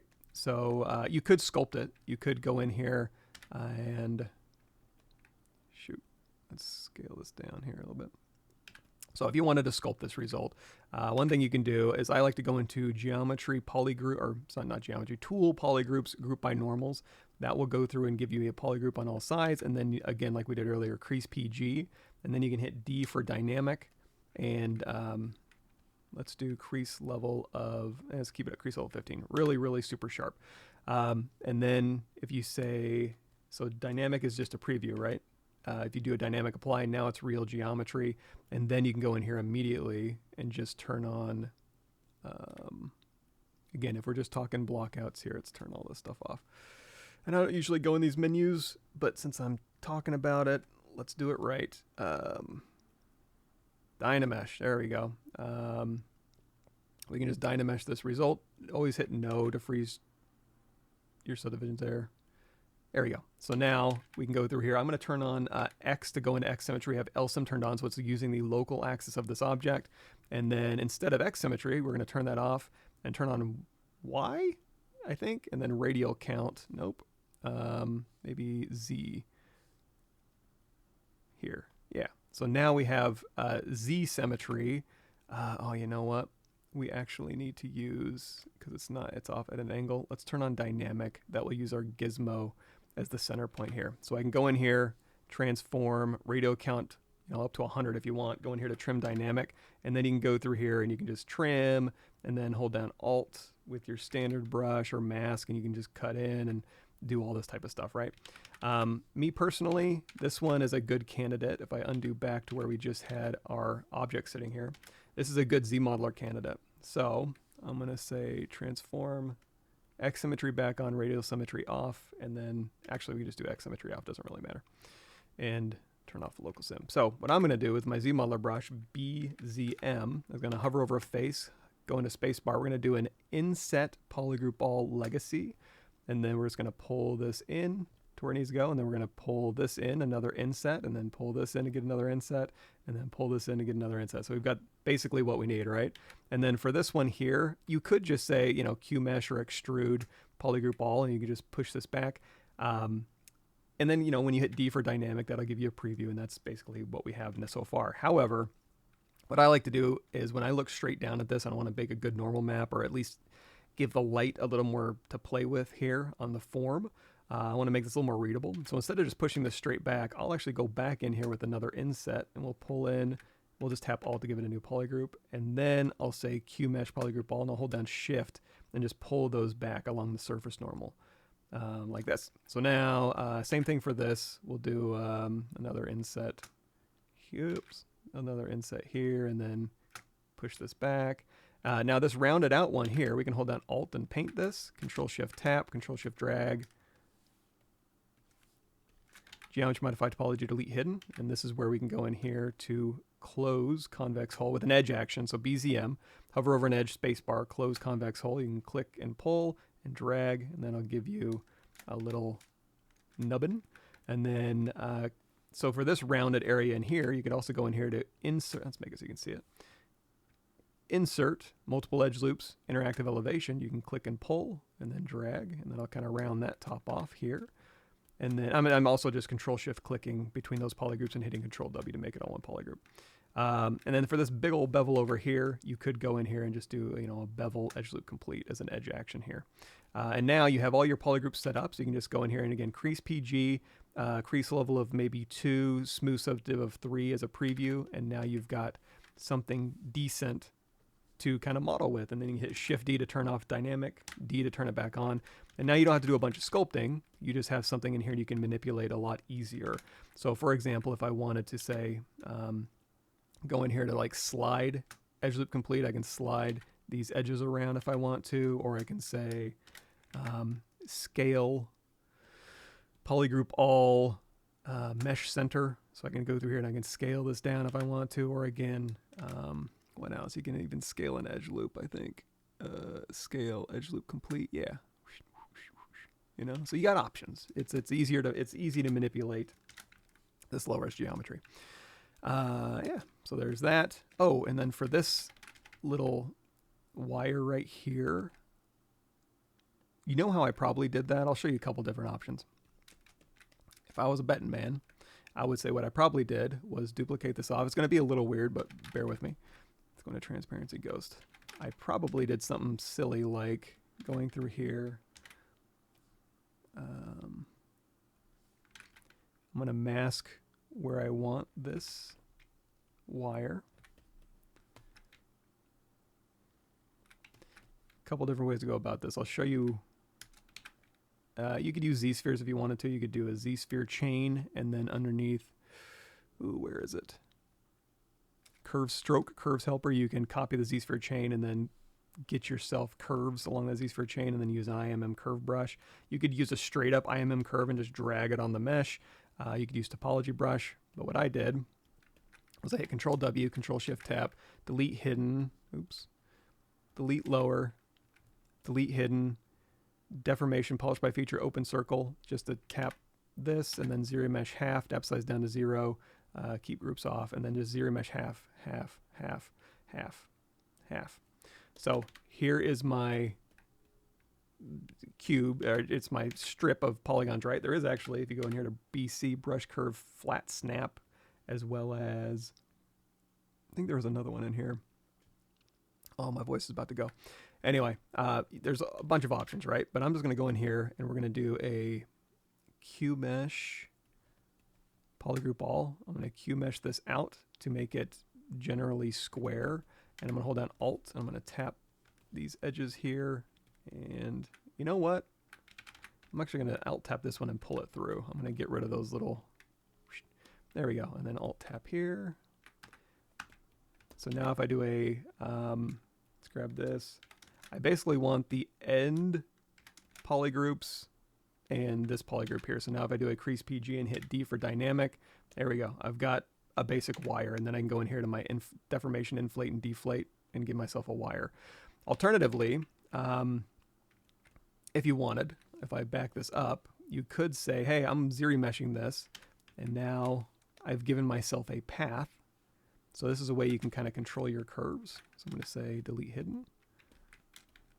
And say delete hidden. If I want to smooth this out, I can go through here and we can do like a polish by feature. Again, close circle here. I'm going to hover over one edge with my ZModeler brush, polygroup, polyloop. So we've got a polygroup border, right? We can use that. We can go in here to stroke, curve functions, turn on polygroups with frame mesh, BC brush curve tube. We can go in here and just tap right along here, make our brush size a little smaller, tap to update that brush. If you want it to be embedded on that object, you can go in here to brush depth. You can drag this down and then tap to update, and then I'll push it down. And there we go. Now we've got a tube framed along that path that we created. So we can tap away from that to get rid of that curve. We could do a subtool split mask points or visibility high point delete. We'll just say split mask points. And then you always have that curve you can go back to, and you can reframe this or do whatever you want to with it. So we'll say delete, delete this, and now we have, let's turn off dynamic. yoink. And then this curve here. Yeah, probably something like that. So we'll turn everything else back on, like so. Yeah, so let's go. Let's see what this one has. Okay, let me get caught up. Sculpted version was faster, but you have a manual retopologize later. You just ZRemesh. You could do either one. It depends on what you're making. I'll show you ZRemesh options, and then the manual retopologizing is kind of just Z-spheres or topology brush. Tell what is 3D model optimization and materialize magic.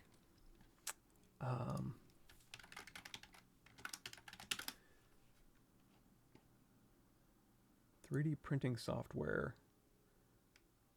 I don't know. I've never used Materialize Magic. Sorry about that. So let's see. I've done a fair amount of 3D printing, but it's all Lychee Slicer. Okay, so this one, oh no, I've gone too far. This one's already got all the pieces already split out. But you can kind of see, here's my concept, and then I went through and I basically split all these pieces off and reprojected their detail so it could be easier to go through and do really, really nice controlled seams and then be able to have different material IDs on here, you know, and basically just kind of go through here and do that. Also, these pieces here are just very simple ZModeler with a little bit of Boolean, so we'll talk about that as well. Let me see what else we have in here. Yeah, same thing with this one. Well, let me go back one then, because we need to talk about how I split this up.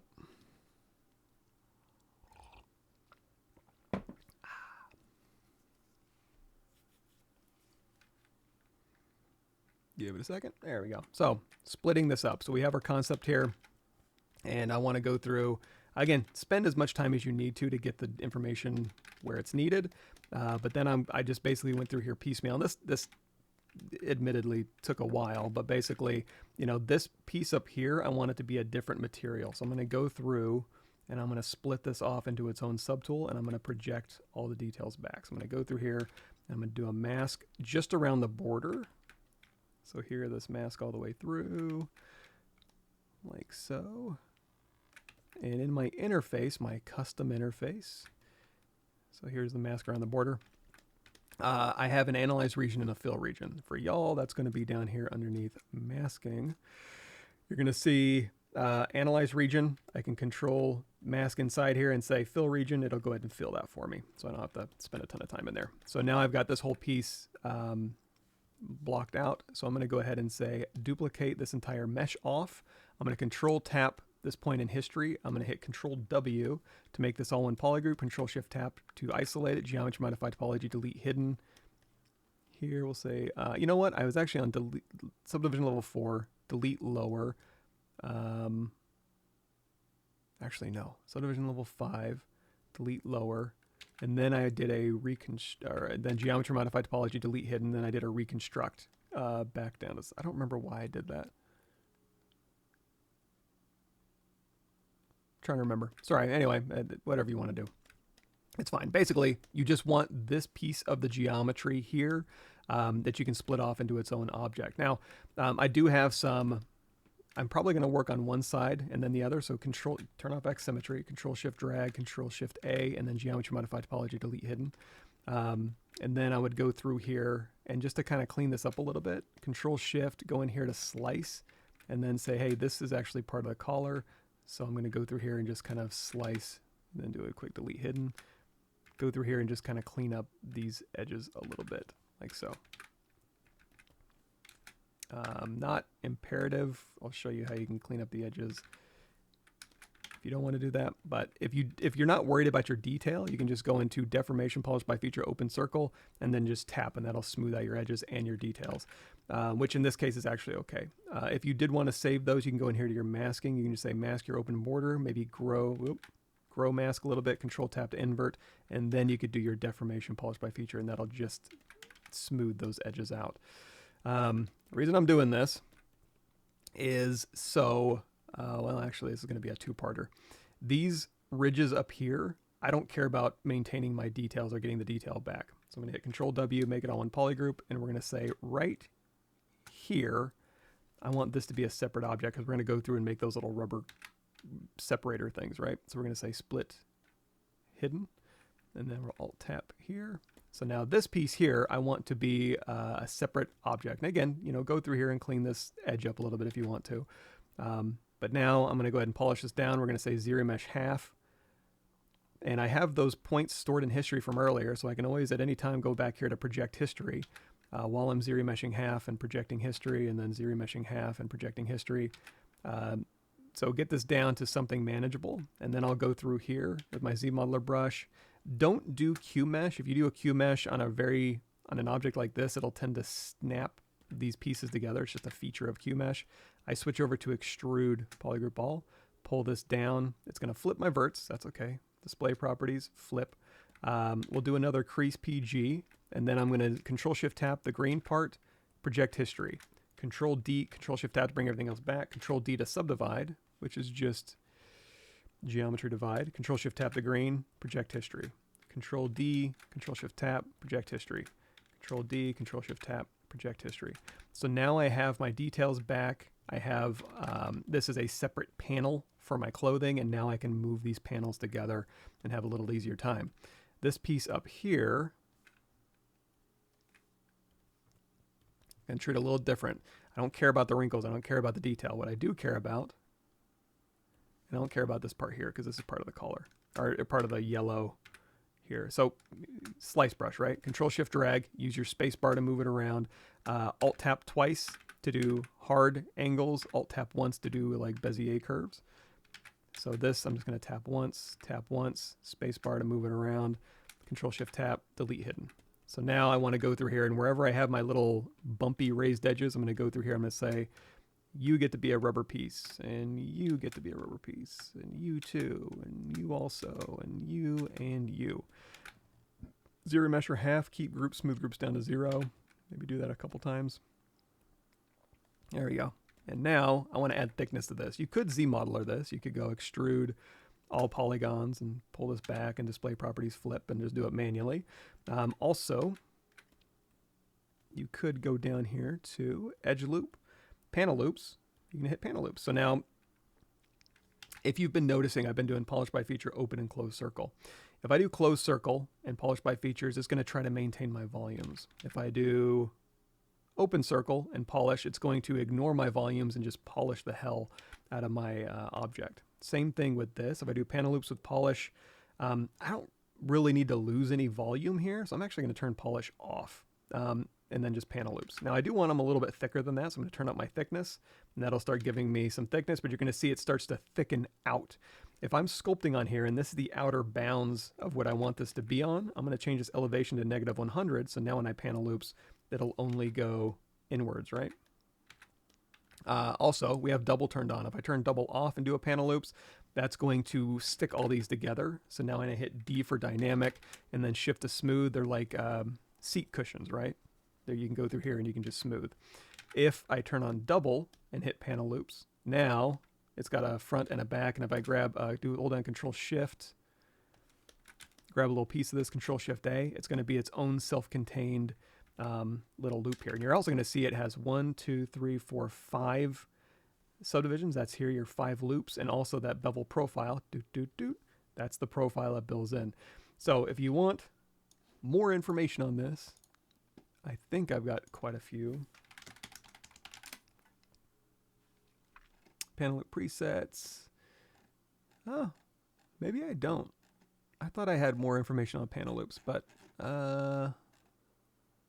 hard surface excerpt, slice modifiers. Boy, those get old, huh? I probably talk about it in that video, but anyway, Google it. You'll find better people than me talking about it. So in this instance, what I ended up doing was, let's go back. So here's our sliced mesh, nice geometry. Well, decent geometry. We can go in here to panel loops. I'm going to turn loops down to 1 thickness. If we do panel loops, if you want to make this bevel less, you can go in here and turn this bevel down to 0, and that'll give you the panel loops. And then when you hit D for dynamic, you're going to see, oh, okay, when it subdivides, you'll start to see those loops. Also, another thing you do is crease PG. That'll crease your polygroup. So when you hit D for dynamic, you could do like crease level of 1, smooth so div of 2 or 3, and that'll start, you know, making this. Oops. Did I get rid of that? Panel loops, crease PG, crease level of 1, smooth so div of 2 or 3. There you go. So now you could do that, or you can go in here and shift and smooth, whatever you want to do. So again, we'll go back. We'll say loops of 1, thickness, blah, blah, blah, bevel, panel loops. Here we'll hit D for dynamic. Oops, we panel loops twice, didn't we? Panel loops. D for dynamic, just to give us a preview. There we go. So now we've got these little rubber things here. I'm going to go in here and do a deformation inflate a little bit, or maybe just a little manual inflate with the inflate brush. So B-I, etc. N. So we'll go through here. We can do like a little inflate along here. So this is how I separated out the rubber here and the rubber here on the side.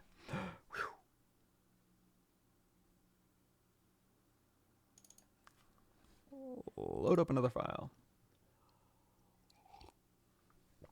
Advice on sculpting someone's likeness, like their face. Yes, go back to the video you're on right now. Go back about an hour. Sorry, yeah, every second being filled is doing a number on my voice here. I think I can make it another 30 minutes. Is there a way to increase the size of a subtool by a specific percentage? Like if I have a male key and I want to make the male 4% bigger. Yeah, I want to say... What is it? ZBrush plugins. I want to say they got something for that. Quick scaler. Enter a percentage, millimeter value, or value to increase and decrease the scale. So download this. Throw it into... If you're on a Windows machine, it will be... C, Program Files, Max on ZBrush 2024, Z Startup, Z Plug 64. You're going to throw the data folder and the Z script in here, and then when you restart ZBrush, it'll be right here in your Z plugin file. If you're on a Mac, have fun playing Oregon Trail. That's all I got for you. And I feel like they have layer depth ring utility. I thought they had something else in here. Gizmo Swapper. IMM draw size. This one also, if you want to set the IMM draw size to a specific millimeter for your key registration, and even precision extract. Precision move, millimeter value of the subtool and desired axis. Yeah, so all of those plugins probably come in handy if you're doing this type of thing. If you're doing a hard surface and there's too many wobble shapes, do you have a trick to clean them one, or is there like a trick? Yeah, so if you're sculpting a hard surface shape, let me see. This here, so here's the vaguely finished suit. And this stuff here is just, you know, simple ZModeler stuff. We'll talk about Booleans here. This is all just ZModeler. Again, there's nothing real complex in these designs, which I love. Thank you, Bethesda and Fallout. We got the Walton Goggins likeness on here. He has his textures all applied and stuff. There's a little bit of cleanup we need to do. But we'll go ahead and turn that off here. And then, so as far as like hard surface modeling, let's say instead of ZModelering something like this, I wanted to go through and do this manually and sculpt it, right? And I might do that, you know, if I'm just trying to figure something out really quickly. So let me just do this real quick. You know what I'm probably going to do? I'm going to duplicate this off. We can work in symmetry. I'm going to say go to Unmesh Mesh Center. Let's do this. Let's Alt Tap here. I'm going to go to Unmesh Mesh Center. Then I'm going to hit this Home key without Alt held down. That's going to put it right in the center of the world. And then I'm going to just rotate this around so that it's generally where I want it to be. Okay, so if I turn on my floor here, I can do geometry, modify topology, mirror, and weld across the x-axis. Delete lower. Ugh. Yeah, close enough. So let's say this is something I would want to kind of go through and sculpt. So one way I can do that, let's actually just move this up real quick. Yoink. If we append a cube here and go out of solo mode. Sorry. That's what I wanted. So we've got a cube here. And this is going to be the shape I'm going to end up making. So I'm going to go through here and we're going to make it about yay sized. And again, we're just going to go right into Dynamesh here. Now, while I'm working, I might keep, I don't know, when you're doing hard surface stuff, I might say, like if you're doing organic stuff, it's like, hey, keep your Dynamesh super low. You want to work on your primary and secondary volumes first, and then get your details and maybe subdivide and ZRemesh and ZProject. If I'm doing hard surface stuff, sometimes it's just like get something decent in there. If you want to see this type of kind of sculpting modeling in action, somebody brought up Kiosk Masons earlier. They're great. You can check out their stuff. Also that hard surface doc I sent earlier. For this type of workflow, I feel like, oh my gosh, what is it? You know what? Let's go to my ArtStation page. I think that one is a little more nicely organized. Or at least easier for me to see stuff. So if I go in here to like this bison, there's a ton of hard surface stuff I have on here, but this is like a very slicey, dicey workflow here. Yeah. So yeah, starting out with a Z-Zoo just to get my volumes and my shapes, and then going in here and doing slicing and ZRemeshing and bridging, and then some new brushes that were introduced going through here, and then again just knife curve and clipping, and just basically it's not a ton of sculpting per se, but using slicing and masks and stuff to keep a nice sharp edge, and then ZRemeshing that result to get you eventually something that looks like this. You know, it's nicely built. And then actually this is actually, as far as ZBrush hard surface sculpting goes, it's fairly lightweight. You know, it's all ZRemeshed and stuff, so it's not terrible. But you can also manually go in and rebuild it with like Z-spheres and stuff like that. So in this instance, what we could do is, again, we're just looking at our major forms. We're going to go through here and we're going to say knife curve, and we're going to say, you know, knife curve this back here. And this is giving us polygroups on all sides here. And then on this side here, what we could do, we could use a knife curve or a clip curve, but also we can go in here to BBA, bevel arc, and then make a big old brush, and then click one side and then the other, and then just brush back and forth. So this is kind of a little bit of a sculpting thing that'll give you a little bit of control. And then to pull this out, you know, this will be kind of this thin, and then you want to pull out this bottom part here. This probably just be a mask. So mask this, and then you can alt tap the back here and then just pull this forward. Is it great? No, but it's representative enough to where I could go through and make any changes I want. So if you insist on just sculpting these things and not, let's mask the back here, and not ZModelering it, you can get pretty far pretty quick, you know, for, you know, what you want to make.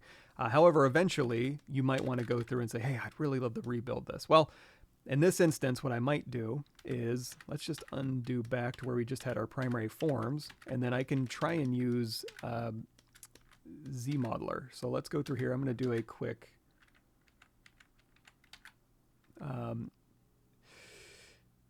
group by normals underneath your polygroup menu. I'm going to make this, yeah, actually we'll keep that polygroup there. So now, again, if I got my primary volume here, I can go ZRemesh half, depth size down to 0, keep groups, smooth groups down to 0. And then we can just ZRemesh this result, and this will give us something we can start ZModelering with. If it starts going a little bit crazy, one thing you can remember is really all we need is this blue part, because we can just extrude back, right? So just Control-Shift-Tap, delete hidden, W or Alt-Tap, Z-scale this, and then go right back in here and do an extrude, flip, and then you're kind of right back where you started. We can hold down Alt and we can paint this here as one polygroup. Let's do that again. Yoink, and then tap Alt to give you a new polygroup, and then even here, we'll give that a new polygroup here. So again, ZRemesh half, keep groups, smooth groups down to 0. And then if we wanted to pull out something, we can just hold down Alt and then just mark these here. And then we can just say extrude polygroup all, we just pull this out. Now, granted, this is not great, right? But we can just mask this. And again, how I went about that main primary shape, you could be more controlled and, you know, just ZModeler that basic shape. It's a very simple shape, so you don't have to, like, you know, slice and ZRemesh or anything like this. I'm just showing you, based on what the information we had earlier, this is how I would do it. And heck, even if you wanted to, let's even try this. I didn't do this, but let's give it a shot. We could even go in here to slice rectangle and say, you know what, let's get a, well, first, let's do this. Let's hold down Control Shift, and I'm going to get rid of the back here. So when I slice through, it's not going to do a double slice here. So something, I don't know if we wanted to put in a shape like this, let's say. Let's try ZRemesh same, keep groups, smooth groups down to 0. Double. Sometimes you need to throw more geometry at ZRemesher. That's not too terrible. And then at this point, you go in here and say like inset polygroup all. So you're kind of using ZModeler, you're kind of using ZRemesher to kind of do some heavy lifting for your primary volumes. Not how I went about this. I literally went through, let's see, I just kind of trying to show you the sculpting masking method.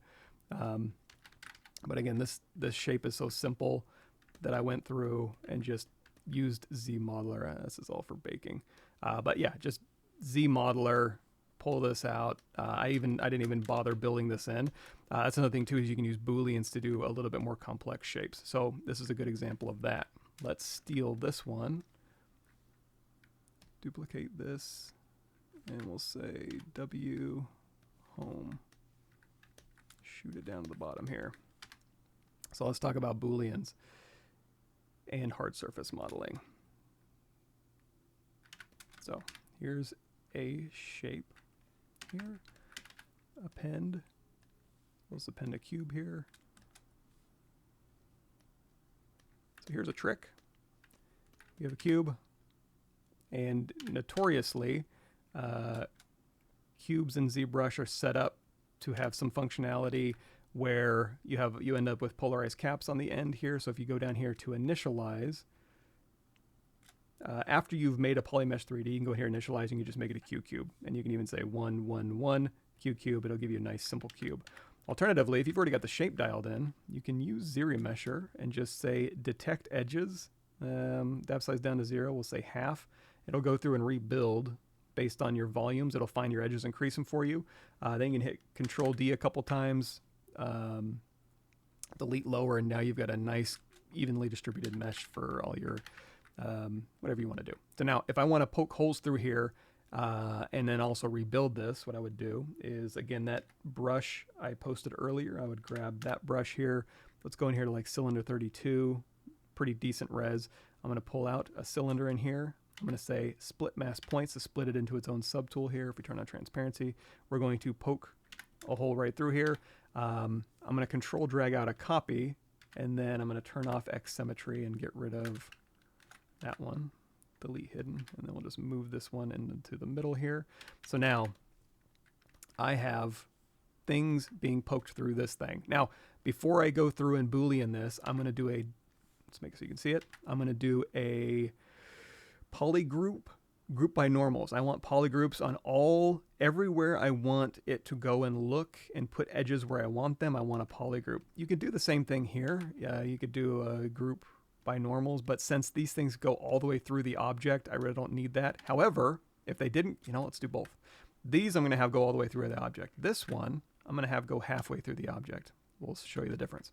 But I want polygroups on all the major sides when I do that, and I'll show you why in just a second. So here's our basic shape that we want to make. I'm going to move this square up above, and then these Boolean options, I'm going to go in here and turn on subtractive, then turn on live Boolean. So now, if I go to solo mode here, and that is live Boolean, turn off transparency. There you go. So now we have what's going to look. This is going to go halfway through. This is going to go all the way through. If you want to reposition these, you can. It's just, it's live Boolean. It's just a preview. So you turn live Boolean off. There's your objects. But if you like what you see, we can go through here and we can say Boolean. Well, another thing too I might want to do is you can hit D for dynamic, and you're going to see, oh no, if I go in here, it's averaging those verts. Remember, you can go in here to crease PG and crisp those up. So That'll keep it nice and creased. That'll give you a nice round, smooth surface, no aliasing built in, because ZRemesher will build in aliasing. So we're going to go through here and we're going to say dynamic subdivision because we're using it, make Boolean mesh. That's going to throw out a U mesh here. Oops, I had this other thing showing. I don't need that. Sorry. Delete hidden. This is the result you'll get. Is it great? Yes, except, you know, all these triangles. And if you don't need to worry about that, you just want to render this, go for it. If you want to rebuild this and it's symmetrical across the x-axis, you can turn on X symmetry, ZRemesh half, depth size down to 0, keep groups, smooth groups down to 0, ZRemesh. It'll go through and rebuild it. Now, I didn't put this exactly symmetrical, so that's probably where it's stumbling a little bit. So I'm going to turn off X symmetry and then just ZRemesh this result. And because we have keep groups and smooth groups down to 0, it's going to keep our polygroup. So this whole back polygroup here, it kept, and then it's putting edges exactly where all my polygroups are. And you can keep hitting half. So ZRemesh half, see how low you can get if you want. You can also go through here if you want to recap this. Just Control-Shift-Tap, Control-Shift-Drag, Geometry Modify Topology, delete hidden, hover over an edge, close convex hole, boop, close convex hole, Control-W. And so now you can go in here and say crease PG, crease level of maybe 1, smooth subdiv of 2 preview. You get a nice mesh here that you can go through, and you can still ZModeler on this, right? It's just so inset polygroup all legacy. You can go in here, and then here, and then, you know, Q mesh, hold down shift, and then get rid of this one, delete hidden, go back in with a close convex hole, click and pull and round this out. Control-Shift-Tap, Control-W. You know, you're getting all your polygroups, you're getting some ZModeler stuff in. You could use Mesh Fusion if you wanted to. Yeah, so anyway, that's how you can use Booleans and ZRemesher to kind of go through. And even this shape here is just, it's a shape sitting on top of it. I really didn't put a whole lot of thought or effort into that, but you can see it's pretty simple. See, reconstruct, and I even put these things back here. Reconstruct. Yeah, so it was basically just this. Surprise, surprise, right? So yeah, I think that's it. Let me see. Polyframe here. We're doing pretty good on time. Here's the end result of all of our mushing stuff around. All of these little panel pieces here, you know, obviously we had our wrinkles sculpted. I went through here with like an inflate along here, maybe a little clay buildup for the seam along here. Again, this collar is a separate piece that just popped off, but y'all know how to do that now. Oh, this zipper right here is just from, let me move it out so you can see it. Yoink, yoink. There we go. There's the zipper. So that was just BI brush insert.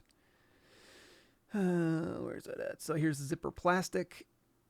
Zipper here. So now if you just use the zipper as is, let me say, yeah, there's no subdivision history. So if you just click and drag, it's a curve brush. So it's going to have a zipper back behind it. All you need to do is go in here to stroke, curve, turn off curve mode, and then it'll just become an IMM brush. Oops, switch this to drag rect. There you go. And now you have just a little zipper you can pull out. And all I really needed was that little top zipper piece. It's not like I'm going to simulate him unzipping his Vault-Tec suit until I get my Patreon, but my OnlyFans. But we can go through here and hold down Control-Shift and switch over to select lasso. And again, if I just need the zipper part, it actually might have,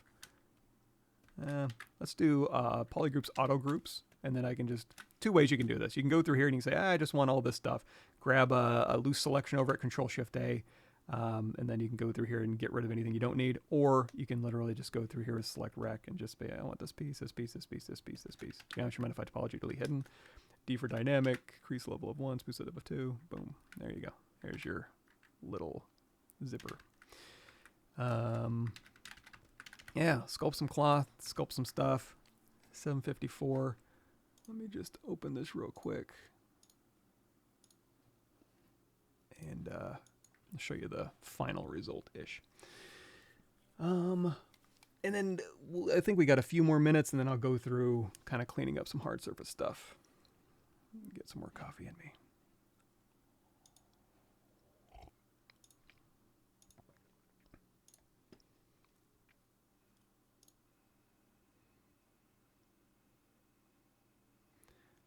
Yay.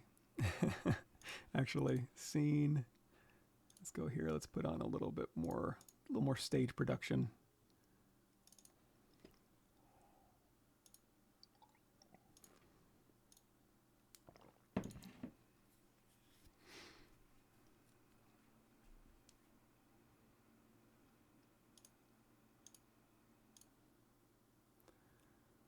Now, I haven't actually updated anything on here, so I don't know how good it's going to be. I need to reposition those teeth, but you can kind of see, you know, some of the wrinkle stuff in action. So anyway, this is why I started with that base mesh.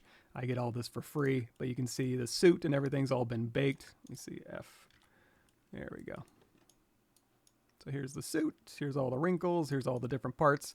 It's all rigged up and weighted and all that good stuff. So the ZBrush process, that whole process, if you want to know more about that process in particular, here's the ZBrush character creator workflow, body pipeline, face tools pipeline here. So you can go, and it's, in fact, it's just on my home page, scroll down. There's all three of those sections. Here's the ZBrush section right here. So there it is.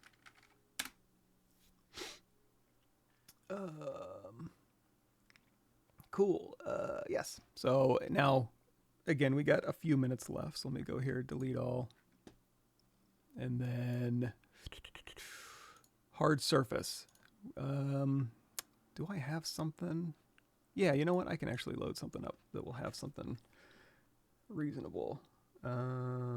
Intro. Sample files.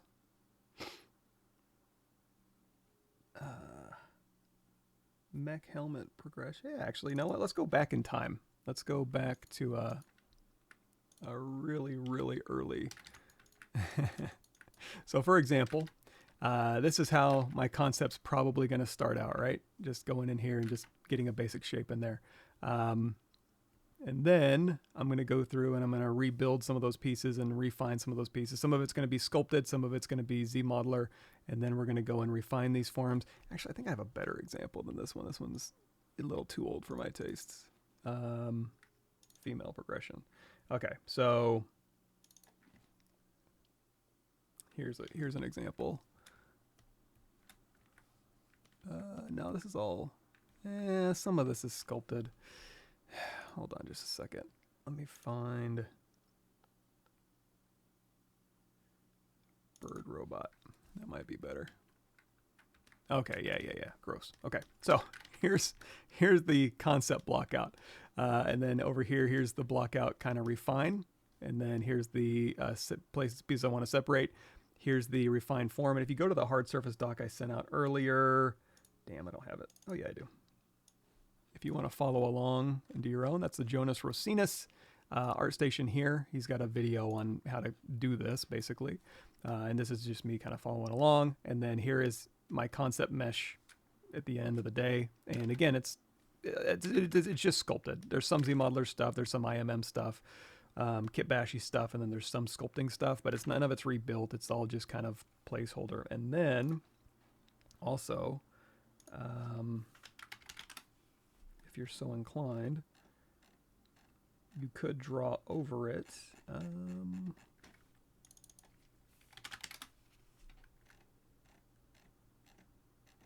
Man, I can't find nothing. So for example, here's what we're just talking about, right? And then once you have your concept all drawn out, you could go into, you know, whatever program you like to use to draw, and then you could just go through and just start drawing over it. You know, you've got perspective built in, you got some shadows built in, you've got all your volumes built in, and then you can go up and, you know, use your line weight and just kind of go through and call out any details or any parts that you want to continue drawing, and just go through. So you can go back and forth between ZBrush and, you know, drawing, and then lock it down, and then go in here and just kind of use line work or use painting or whatever to figure out where you want to go next, and then bring that in just like we did for the likeness. Bring it in as a reference image, line it up, and then use this as a way to kind of just have something you can kind of work from. Now, as far as wobbly shapes, let's go back to this one here. So for example, we've got this piece here. I'm going to say split hidden. Again, this is just our concept form. I'm going to go through here. We'll drag from the resolution slider from our Dynamesh. We'll Dynamesh this result. I'm going to close that out because it's still playing. Oh, well, let's go a little higher than that. There we go. So basically, let's do mirror and weld. We want to refine the shape up here. So you could go through with Z-spheres and just plot out these points and rebuild it. Totally fine. You could go through here and mask and then ZRemesh this result. But if it's not quite to that point where you want to start using low-res geometry, but you do want to start cleaning this up, you can just mask basically where this object is. You can hit Control-W, Control-Shift-Tap, Geometry Modify Topology, or sorry, Subtool Split Hidden. I like to do a quick Geometry Modify Topology close holes. I like to do a mirror and weld after that. Hit W, Control tap that point or that polygroup on the back. Control drag out a little thickness here. Control drag to re-Dynamesh. If you need to clean up any of these stragglers, hold down Shift and turn on Sculptors Pro. You can go through here and just kind of clean up some of these things here. And then you can just go around, Control Shift, and switch this over to like a clip curve. We'll turn off Sculptors Pro. And then you can just start cleaning this thing up. And not just the edges, but also like this. If you want this to be, you know, maybe scoop along here, you can just clip right along here and clip that back. Or from the profile, maybe, you know, this is a little wobbly, so maybe you want it to be like this. Boom. It's a good start, and then you can go back in here with your H-polish brush. I'm going to crank up this resolution just a bit here. So H-polish brush here, and we'll just polish this down like so, and then we'll go in here maybe with our pinch brush. Oops. We still have brushed elasticity turned on. Simulation iterations down to 0. So now I can like pinch along here and pinch this to kind of sharpen it up a little bit. Damien standard to kind of push in. Let's go ahead and, man, let's raise that resolution up. If you max out your resolution, it's still not high enough, turn that to an open circle and then turn this slider way back down because it'll give you more resolution than you can shake stick at. So back here in your move brush, I like to go in here to curve brush, curve, AccuCurve turned on, and then that'll allow you to kind of pull to corners. So that way, just a little bit, because regular move brush will kind of do a blobby move. Move Accu will kind of pull to corners here. And if you're getting wobblies, go through here. I like to use a big old H-polish brush. And you can hold down Alt to polish up and let go of Alt to polish down. You can go through here and again, just kind of use clipping and polishing and trim dynamic to get these, you know, shapes where they need to go. And if you need to pull out to a corner, move Accu. So maybe we want this to like come in a little bit and then maybe a little trim dynamic through here. And then maybe a little clay brush or clay buildup or clay tubes here. And then maybe a little pull to corner here. So we're slowly going through any wobblies that you might get. Again, you can just use your move brush to alleviate. Doesn't have to be perfect, just has to be representative of where you want to head. And then when you get it to a certain point, you can go in and, like I said, rebuild it with Z-spheres or Max Maya Moto Blender Cinema 4D to draw topology over. You can also use ZModeler. If you go into your comma key here, you can go in here to brush. This will be what I'll leave y'all off on. If you go down here to the ZModeler here, you can go in here to Z-Slicer, Z-Topology. I have those auto-loaded in, so whenever I hit B, let me show you where that is. Again, if you're not playing Oregon Trail on your Mac, you can go into your Windows machine and throw that into ZBrush 2024 Z-Startup brush presets, throw it in here, and then whenever you start up ZBrush, those custom brushes, quote unquote, will be in here. This ZModeler brush, so a lot of people who use ZModeler are like, I wish I could have a hotkey for bevel and edge. Well, you can have, with the ZModeler brush, you have not only an edge option you could set to bevel, you have a face option you could set to something, you have a point option you could set to something. Point option you could set to something. So with that in mind, you could have a whole brush set up for topology. So for example, let's say I want to rebuild a piece of this. So one way you could do that is BTO, topology brush. We'll go through here and I'm just going to kind of draw. Oh, I still have, whenever it does that, you probably still have points stored in history it wants to snap to. So Control tap the latest point in history to get rid of those. And then, so now when we draw, it'll actually stick to our surface. So we'll start with something like this. And then if I want just a flat surface, I'm going to take my draw size down to 1, tap on our object, say split mask points. Now we have this piece and this piece. So we have our concept object, and we'll turn on transparency with ghost off, and we'll go to skin shader. So now I can go to my hotkey, ZModeler topology. The edge action is already set to extrude and snap the surface. The point action is set to move and snap, and the face action is set to do nothing. So now I can go through here like a quad draw type thing and just go through and just snap my edges. I can tap Alt if I want to do a whole row. I can hold down Alt if I want to do a bunch, or if I can just, I want to do one, I'll just tap Alt one more time. And then I can go through here and, move this around or move this back, and it'll snap. And I can build my geometry like that. What I'm probably going to do is another option. We'll go ahead and do an insert Z-sphere. On the Z-sphere here. On the Z-sphere, I would go into X symmetry. I would actually use a Z-sphere to plot points and drag that out and then turn that into adaptive skin. If you want more information on that, boy, I got to have something, right? Let's see. Z-sphere Retopology. Yeah, I got a bunch on that. So check those videos out. All right. Thanks, everybody.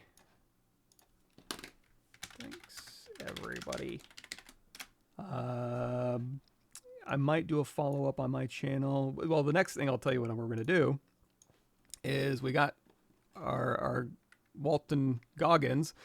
Now we got to do the ghoul. So now that we've already got his face, we just got to take his nose off. And then maybe model some cool stuff for his clothing. So, yeah, we'll do that next.